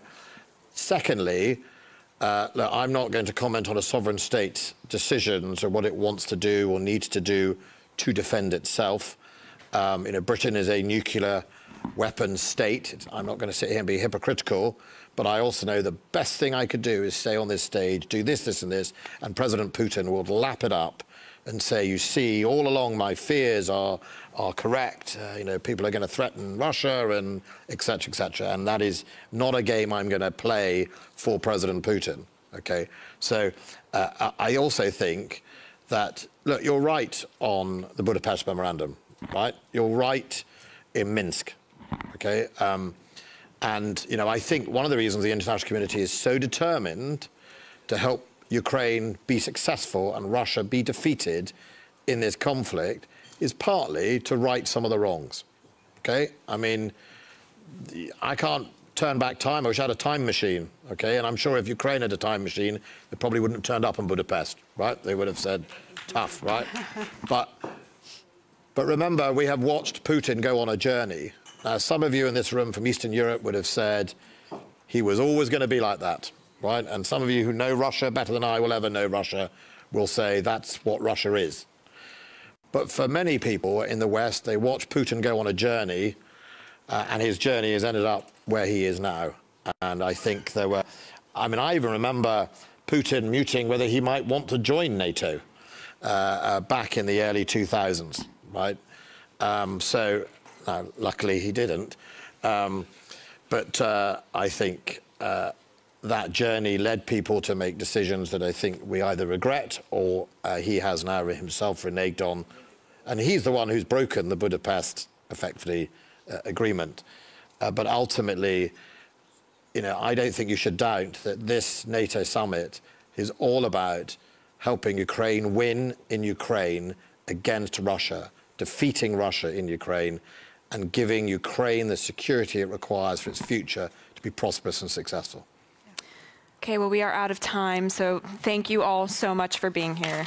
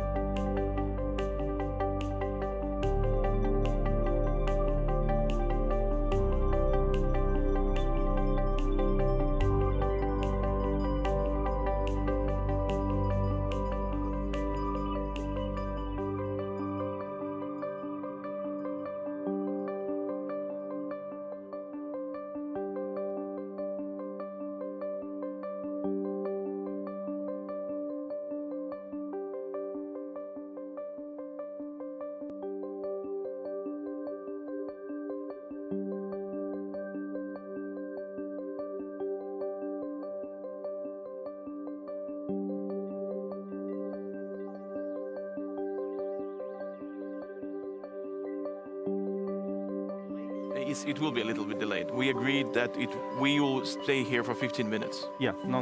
Yeah. Because I have to. So 15 minutes then, okay? 15 minutes, great. 15 minutes, yeah. If you could all, is my microphone on? Yes? Okay.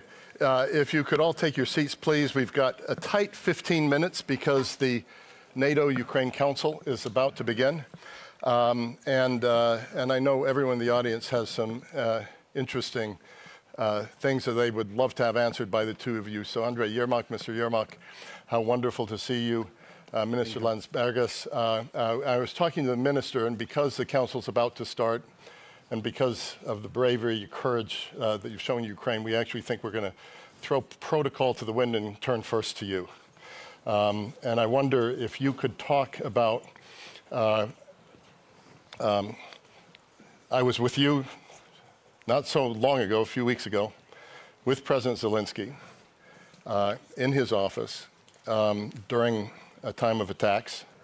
And President Zelensky said if he didn't get what he wanted at the NATO summit, that he wouldn't come because he would consider it a betrayal to the Ukrainian people. So he came. He hasn't got entirely what we wanted. We read that in his Twitter feed. Give us your feeling of why he decided to come. And then some people argue the communique was a prudent outcome. NATO doesn't want to go to war with Ukraine. Others call it a missed opportunity. I'd love to have your view. Thank you very much. First of all, of course, the President Zelensky, President of Ukraine, come to Vilnius because it's important to be here and to be the partners, to be the alliance, and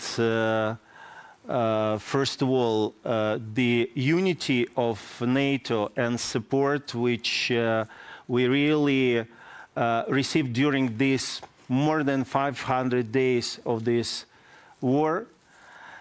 It's a very, very strong signal to the aggressor that, first of all, that alliance and the partners not just believe, they sure about our victory.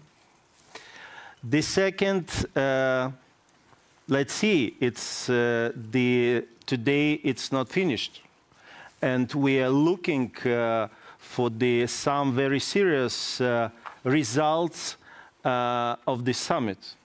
And of course, our president, he's a very principled person. And of course, everything which he said before and our estimate and our feelings, you can listen, you can see. He is very honest. He is always very clear, declared, and the position of our country. But let's see, we really will have in several minutes starting this very important, I think the maybe most important for Ukraine meetings, the NATO alliance, in which we will discuss, first of all, of course, the continue of the military aids, which is very important for us to win this war. And of course, we will continue, and I hope it will be today, one very important moment for the security guarantees for Ukraine in the way to be a member of the NATO. And just a quick follow-up then on that, in this balance between prudent outcome, missed opportunity, are you saying it all depends how things go from now? Because if you had listened to President Zelensky's or read President Zelensky's tweet from yesterday, where he's calling the language about Ukraine and NATO absurd, it seems to me that this is a movement in another direction now. I hope that this summit not will be missed the opportunity, but once again, you can everything listen and see in the results of this day. We have very positive bilateral meeting already with some partners, and they look this, the positives of the results of this summit. Thank you. And then just finally, how has it been received in Ukraine thus far? Sorry? This summit and the outcomes. How are Ukrainians receiving this and responding to it inside Ukraine? Hmm? What's the mood in Ukraine about? Mood in Ukraine.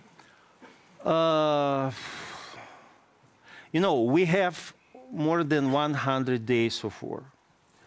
And you know, all us in Ukraine, we are living in very specific reality, the reality of the war. And of course, Ukrainians looking for this summit and for the results in some very concrete things. And of course, you know, and these seconds, these minutes, our heroes continue to fighting. And this is, you know, for us, it's sometimes these days, it's the very special atmosphere, because here a peace, here the silence, here's not you listen, not listen, the sirens, and you personally, and my colleague and friends personally was and can see this reality in Ukraine. But, you know, our nations show all these 500 days that how we are brave, how it's possible to not be afraid, how it's possible to fight for independence, for freedoms. And of course, we hope that today's results of this summit will be more inspired and give for emotional and very important, not just emotional, some very practical support of our people, for our soldiers to go forward. And I'd like to say very important things, that we not stopping our fightings. No exist any force which can make us stop us till we liberated all our territories, we back all our people, and really win this war. And I'm absolutely sure that it will be our joint victory. So, thank you.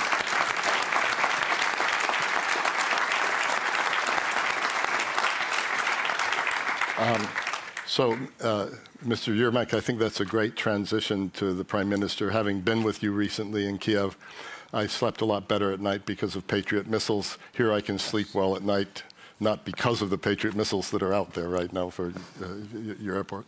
Mr. Landsbergis, I followed your history a long time. I was here when you were in the Warsaw Pact and in the final days, and at the time of the Vilnius 10, ahead of your 2004 membership. Talk about this summit in that context, in the context of history, but also how you think history might remember this summit. Well, that's an excellent question.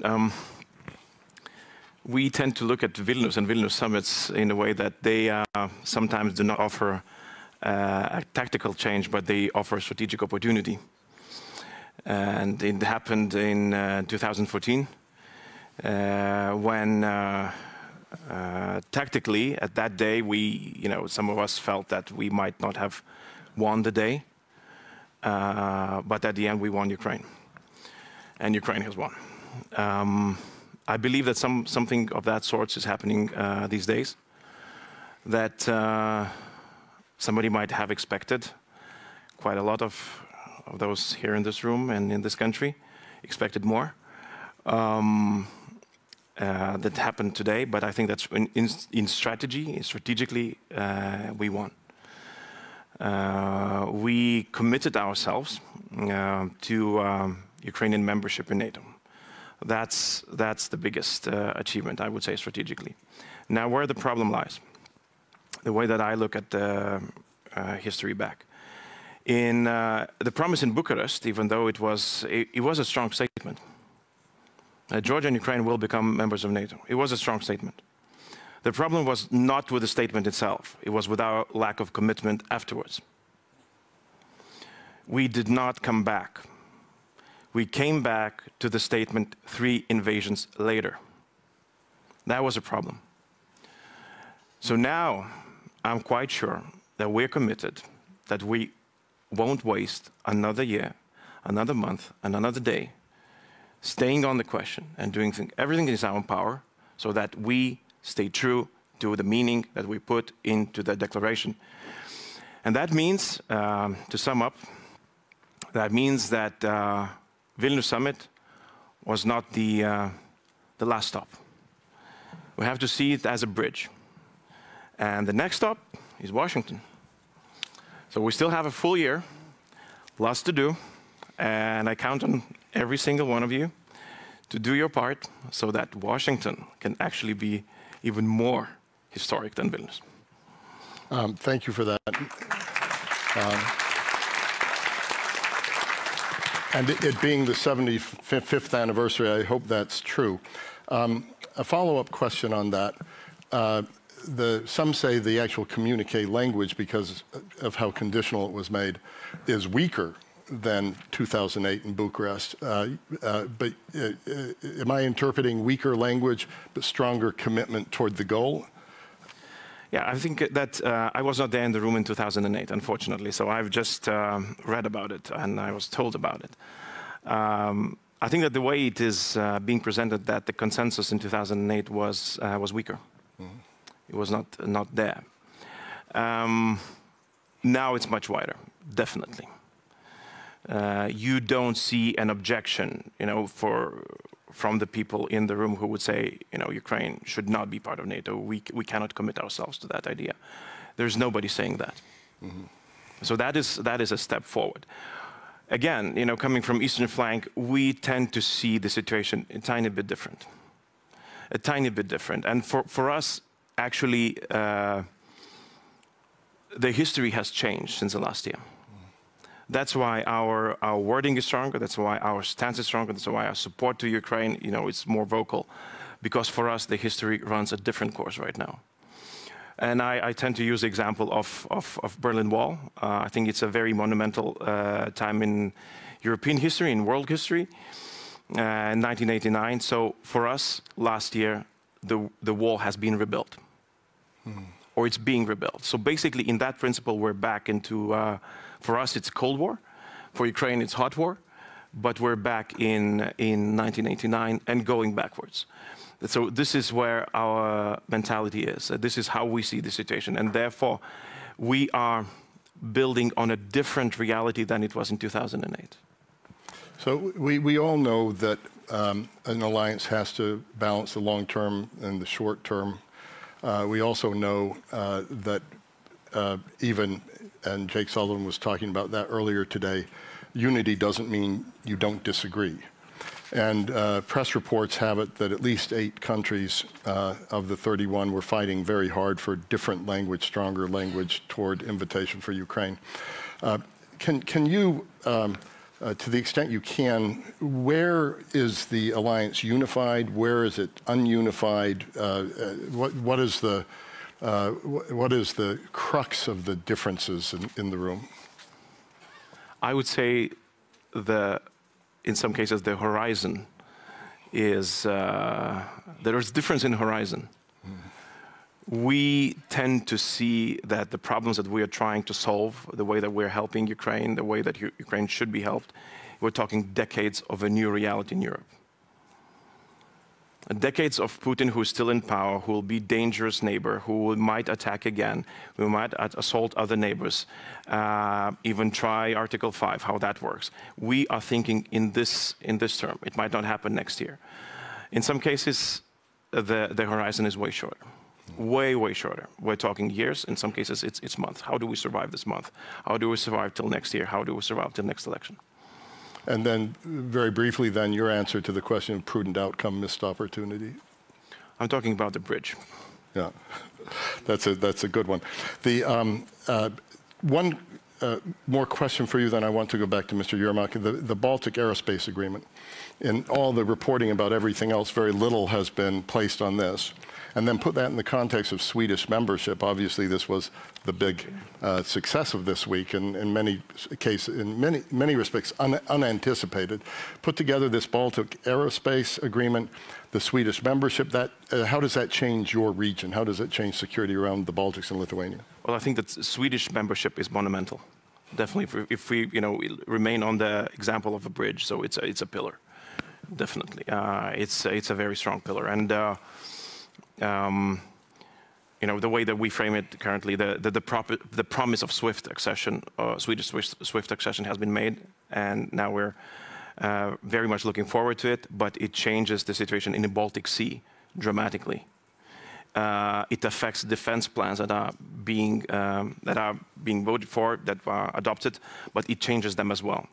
Sweden is a very strong element in all of our defense, not just Lithuania, but also Poland. Also, I mean, I'm not even talking about Sweden itself, but also Finland, also Estonia. The whole Baltic Sea, becomes a different concept. That's a very strong thing.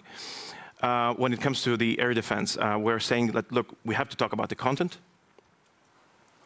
Things don't happen overnight, so it's a very strong step forward. But now we will be looking for how it will be materialized. Thank you for that, Mr. Yermak. So not a prudent outcome, not a missed opportunity, but a bridge.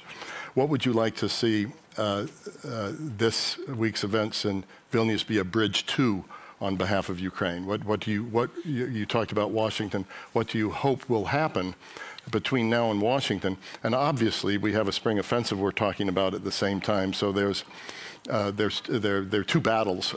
One of them very real and on the front lines for Ukraine against the aggressor, Putin's troops. And the other is the bureaucratic contest in NATO, where we want to land by next summer in Washington? First of all, I hope that during this period of time, we will win this war. This will be, first of all, the most important for us, and I'm sure will be very important for all the world. The second, of course, as we're looking during this way and to the Washington summit, of course, we will receive the fixed security guarantees, because the security guarantees to Ukraine, it's the guarantees of the security of the whole Europe. And as I said, we hope that just today we will have very important stage of issue of this security. And of course, I'm agree with my colleagues that we are looking as a bridge, and we hope that, you know, during these 500 days, Ukraine a lot of times surprised everybody in the world. First of all, we are surprised then it started these invasions, and somebody gave to us 3 days, 1 week, 1 month. We are surprised, and we still not just defended, we liberated our lands. The second, you remember about then the President Zelensky, Speaker of the Parliament, the head of the government, sent the documents for the candidate states. Many people was very skeptical. We already received this status. We talking about coalitions of air jets. We're talking about coalition of tanks. We're talking about the coalitions of air defense. Already it's reality. And I think that we try everything from our side to will surprise and Washington. And of course, we are looking finally, as how said Mr. President Erdogan in the last meeting with President Zelensky in Istanbul, that Ukraine have everything to be a member of the NATO. And of course, we believe in it. And I'm glad that today I think nobody in the world just don't think that it's happened.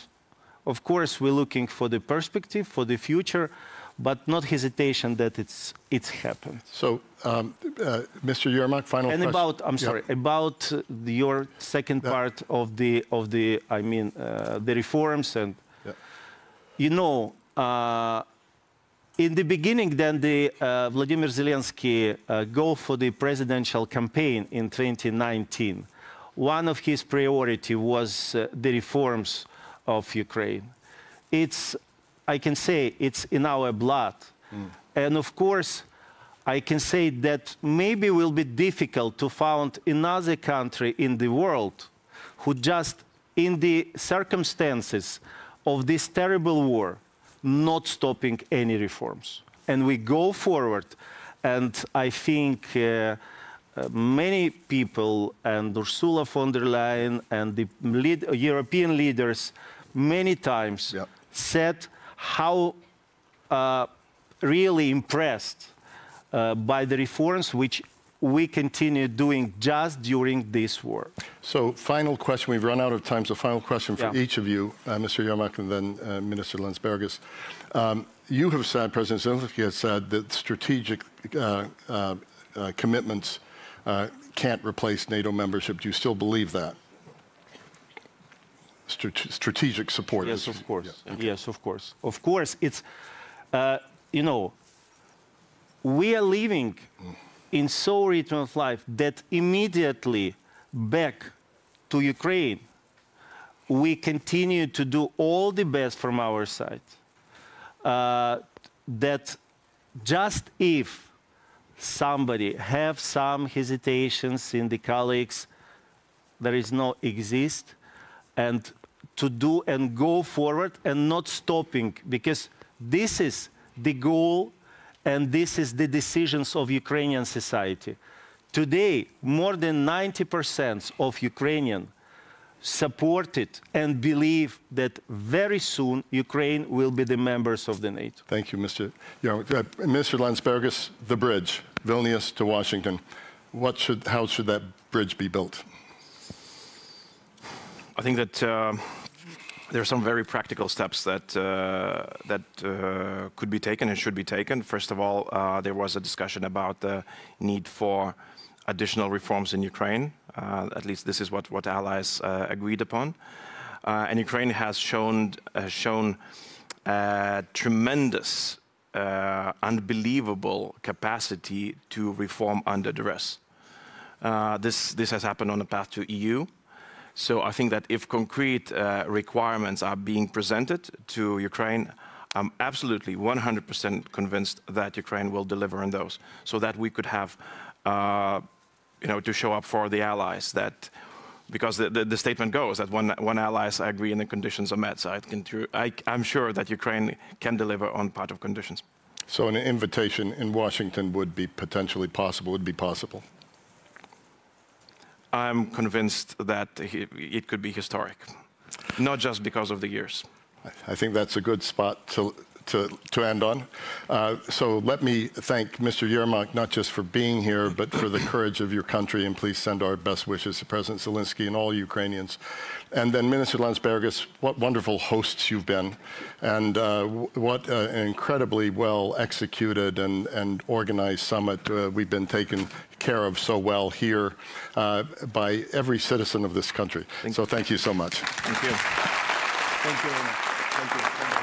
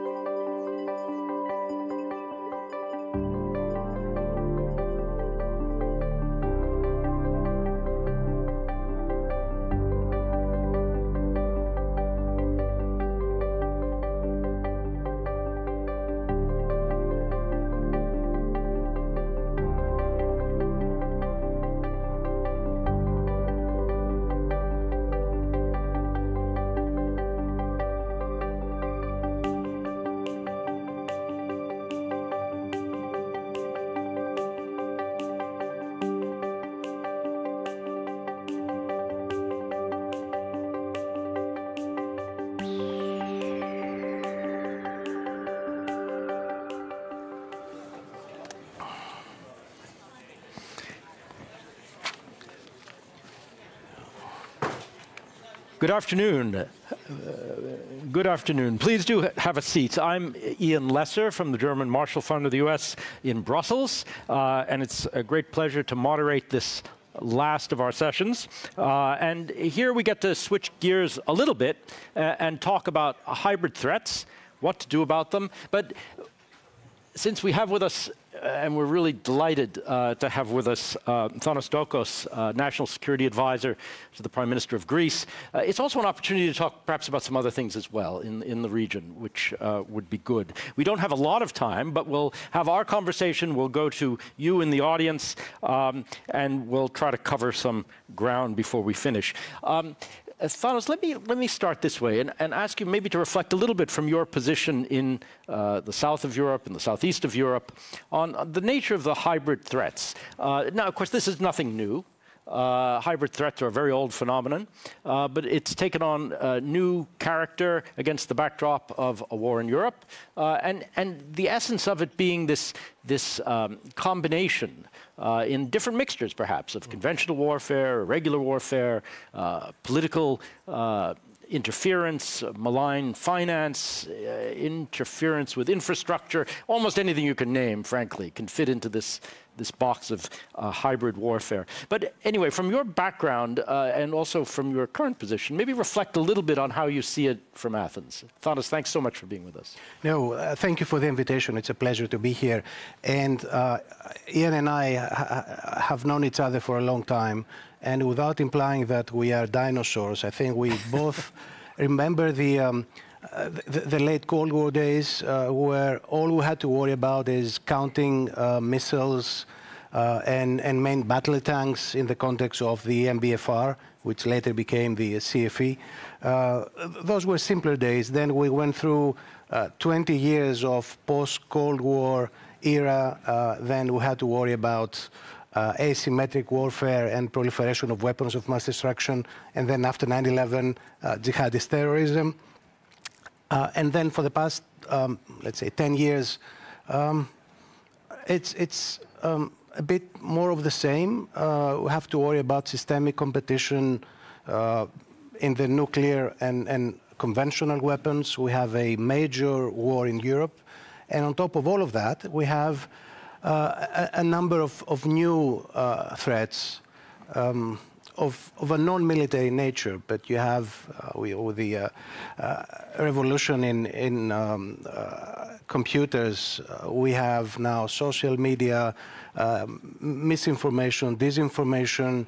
I understand that you can use a commercial software to produce some deep fake news, presenting each one of us as saying or doing almost all kinds of things. Plus economic warfare.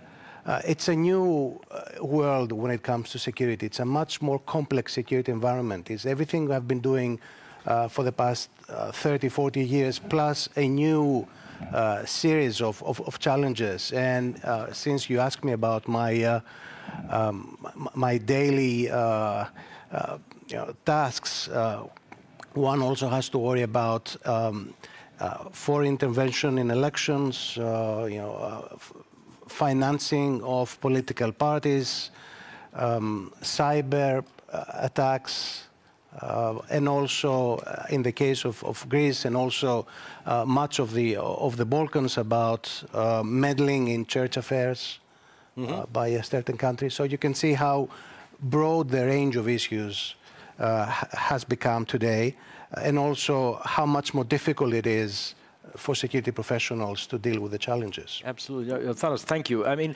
Greece is an archipelago, among other things, and you have a lot of complicated infrastructure. You're not the only one worldwide that has this, but whether you're talking about transmission lines for energy or fiber optic cables or all sorts of other things, and these systems, this infrastructure is growing. And the potential for attack on it is growing. Talk a little bit about how you think about that problem, what Greece is doing, what NATO is doing.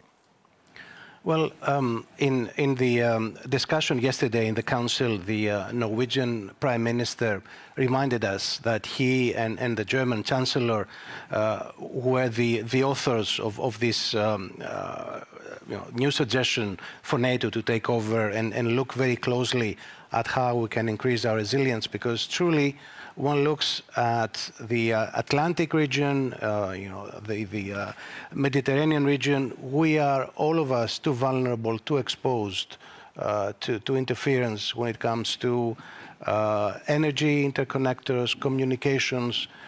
It's a new threat, and the destruction of Nord Stream was a reminder of how easy it is at the end of the day for someone to cause problems in our underwater infrastructure. So I think protecting it, but most importantly, building resilience should be a major priority for all of us. And also the very difficult problem of actually ascribing blame, of understanding who the culprit is, and therefore thinking through how you deter it. Well, one can try naming and shaming. It might work to an extent, but I'm not too optimistic. Then having evidence to bring that to a court of law will be very difficult, especially in the cyber sphere, but also in other hybrid threats. I suppose cyber forensics will be an area where we need to devote more resources. But it's going to be a major challenge to identify the culprit and then respond. Absolutely. Thanos, let's, if I could, just to take advantage of your being here, we've obviously in this conversation over the last days had a lot of focus on the East, and this is totally understandable. But as we understand it, the new regional defense plans have been adopted at NATO include a southern dimension. There is a Mediterranean piece to this. And maybe you could just say a little bit about, A, how you see some of these risks in the Mediterranean, but also how NATO can respond to those. Well, to an extent, I'm almost jealous of the eastern flank. Well, not really, but the threat is clear. And how you respond to that, how NATO is responding to that, is also pretty much straightforward. That's not the case in the south. You don't have a clear military threat, but you have a set of challenges. You have failed and fragile states, population dynamics and population movements, climate change, and so on and so forth. So how to respond to that, whether the organization is NATO or the EU, or even better, both of them, it's becoming difficult. You know, all the southern members have been asking NATO to remain present and active in the southern flank. Of course, you know, what exactly are we asking NATO to do is a more difficult question to answer. It does have an added value, and as in almost every other region, geographic region, and it needs to coordinate its efforts with the EU. But what exactly NATO needs to do in the south, it's a discussion, as you know, that has been taking place for too long. No concrete answers, but definitely a very complex security environment in the south without easy and straightforward answers on how to deal with the problems. And in fact, I'd be interested if you agree. I mean, there is a nexus between South and East in this sense, because Russia is also present as an actor, not, you know, in your neighborhood as well, in the Levant, in North Africa, operating in a hybrid mode, I would say, which could slip into something more kinetic. Russia has been an influence in the south, increasingly so in the last couple of years. Perhaps as a diversion or as a means to put pressure on the allies in that region. It's not the only malign influence. You have the likes of, you know,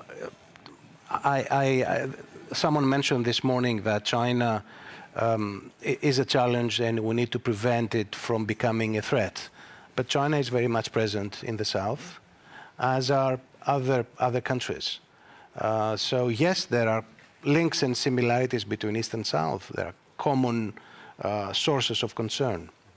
I'm conscious of our time, and I do want to make sure that we can bring in all of you. We also have one online question, which perhaps I could start with, and then I want to come back to you at the end with another question on a slightly different topic. But we have a question online. Is NATO considering to amend its articles, I suppose it references to Article 5, to match modern warfare methods, because now these are outdated? Well, that's so a would a cyber attack be considered an Article 5 contingency? Yeah, that's a very tough question. And this is, I think, a can of worms we don't really want to open, because revising Article 5 is one of the fundamental pillars of NATO. Revising it would be a very difficult question. So I don't see that coming anytime soon. Although I understand the logic. Now, it's not only conventional threats. Now we're faced with a much broader set of challenges. So how do we deal with that, and how we deter such threats? no easy questions, no easy answers to that difficult question. Okay, let me go to the audience. If you have a question, please get my attention. And the gentleman right there in the back, do tell us who you are and where you're from, even though I know. Thank you, Ian. I'm Martin Canstien from the German Marshall Fund in Paris. Question regarding China, and perhaps if you could elaborate on the discussion within NATO on how we can tackle the security issues related to China's growing economic influence, and perhaps more specifically in the case of Greece. What lessons have you learned from Chinese investment in Greece, and what kind of security challenges that you've faced over the past few years? Thank you. Well, we have a major Chinese investment in the port of Piraeus. As I like to remind, especially our American friends, when we were forced to privatize the port of Piraeus, only the Chinese showed up with a serious offer, being good capitalists, so we didn't really have a choice. But I think we learned from that experience, so now have made clear that we do not welcome non-Western investment in critical infrastructure, especially 5G, but also energy and other critical sectors of our economy. And I must say, the Chinese have been, they accepted that without too much noise. So I'm not sure that Greece is your average country when it comes to relations with China. But, you know, I think that clear explanations do facilitate a good relationship with a country like China. Okay. I think we have time for one more before I have one of my own. So, looking out there. Yes, please, do just take the mic.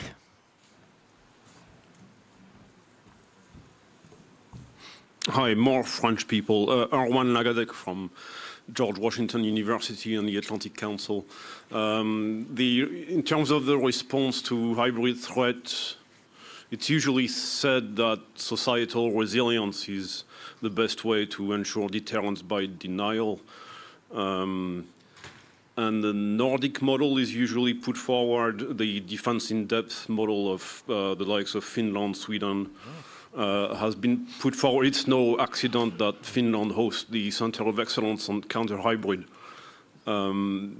We've discussed throughout these past 2 days the implications of enlargement to Finland and Sweden in some detail, but I don't think that this question has come up yet of whether part of the silver lining of the accession of Sweden and Finland is it's now getting way easier, including at EU-NATO level, now that there's this overlap in membership, for the rest of the allies to pick a page from how the Nordics and to some extent the Baltics confront hybrid threats through whole society resilience. Thanks. Okay, no, thank you very much. So hardening society, resilience, others models, relevance to you? I would say also early warning. It's easy to miss a hybrid attack, considering that this is an isolated event. So I think we need a raising awareness, especially among professionals, but also among the public, adapting a whole of government approach so that we understand that something bigger is happening, but also sharing best practices and experience is very important. Both we have allies that have had difficult experiences in the past, and we can learn from them. But also at the level of the alliance, NATO is learning, the EU is learning. We have the Helsinki Center for Hybrid Threats. I'm sure there are best practices and experiences that need to be shared between allies. Okay. Thomas, thank you. I know we actually are out of time, but forgive me, just one last question, if I may. Allies have been concerned about tension in the Eastern Mediterranean and the Aegean in recent years. It's had its ups and downs. Turkey's obviously been in the news. Greece has an extraordinarily strong relationship with its Western partners in recent years. So things have changed in many times over. Are you optimistic about the next phase? Do you see signs of stability, if I can put it that way? Well, Prime Minister Mitsotakis and President Erdogan just finished their meeting. It took longer than expected, which is almost always a good sign. I think there is a bit of sunshine in the Aegean. Now, the big question in my mind, a bit of sunshine after a long and stormy period. Now, so the question is that a short period of sunshine between two stormy periods, or is sunshine here to stay? I would like to be optimistic, and I think we have a policy of a positive agenda, focusing mostly on economic cooperation, but also on disaster relief, climate change, a broad range of issues. There will be discussions about confidence-building measures. I think that sort of détente might stay for a while. That's a very good piece of news and a very nice way to end our conversation, and also to end this public forum, although not quite yet. I encourage you all to please stay in your seats, because there will be some final closing remarks, and I'm going to turn it over to my colleague Linas. But Thanos, thank you very, very much. Thank you, Ian, for this conversation.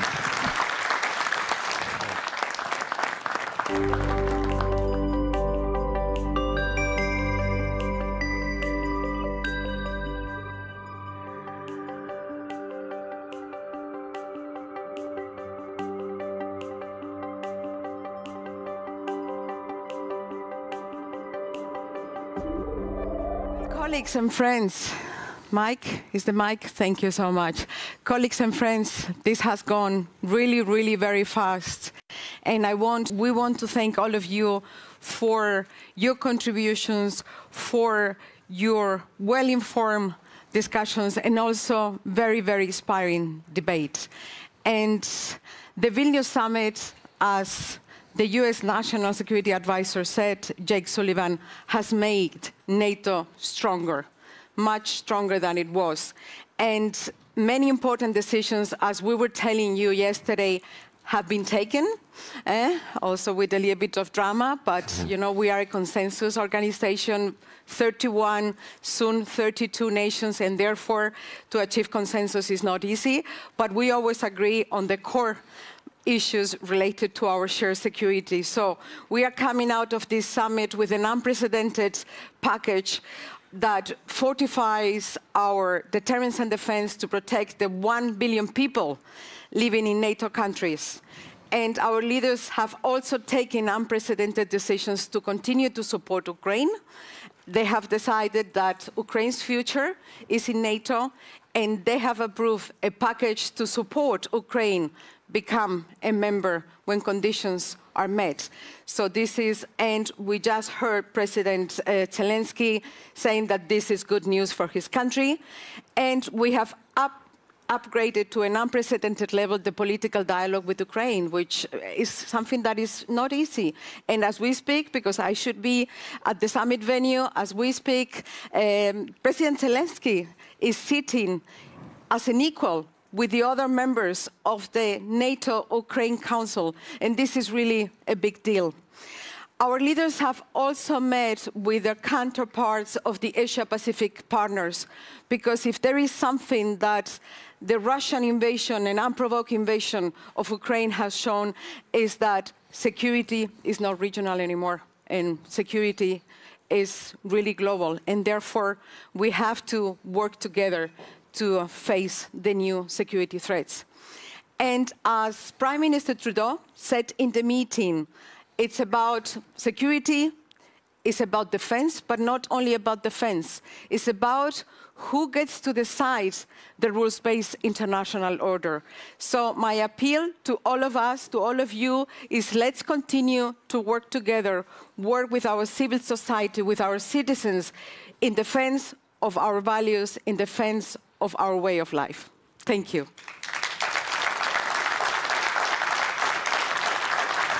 Well, Carmen, thanks a lot. Thanks a lot. It was an honor and a privilege for all of us to be here.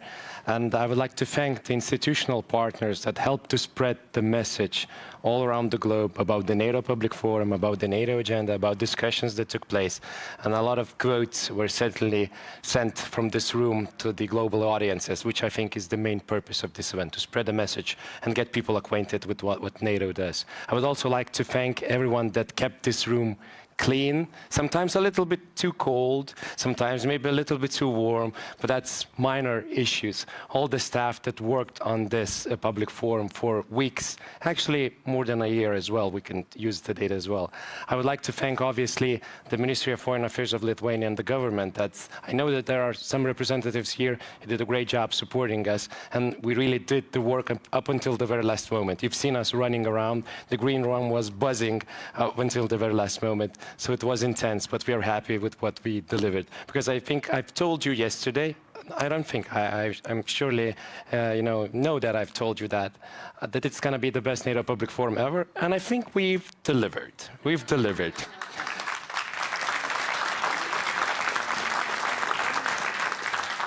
But that would have been impossible without our partners that are here on the screen. So I would like to invite the heads of the Atlantic Council, German Marshall Fund, and the Munich Security Conference, as well as Nicola from the PDD, just to join us on stage. And we would like to thank them for their partnership, because obviously the consortium is what makes this work. Thanks a lot. Thank you. Thank Fred. you. Thank you. Hello, Marie. And Linas, I would like to conclude by saying thank you for your personal commitment. Yes. You have been working day and night, and so thank you for all of that. And of course, thank you also for... This is not me receiving the applause. It's your team. This is my team. I'm just an image of my team, which is spread out all around the room. So a big round of applause for my team. And also, yeah. And now, a big round of applause for our great public diplomacy team in NATO. And we are very lucky. I'm very, very honored to have here with us our incoming Assistant Secretary General for Public Diplomacy, Marido Habesanselon. And certainly, last but not least, the people that worked with cameras, with microphones, and with all the other production stuff. They did a wonderful job. And everyone else, of course. That concludes our public forum. See you next year. Maybe here? We'll see.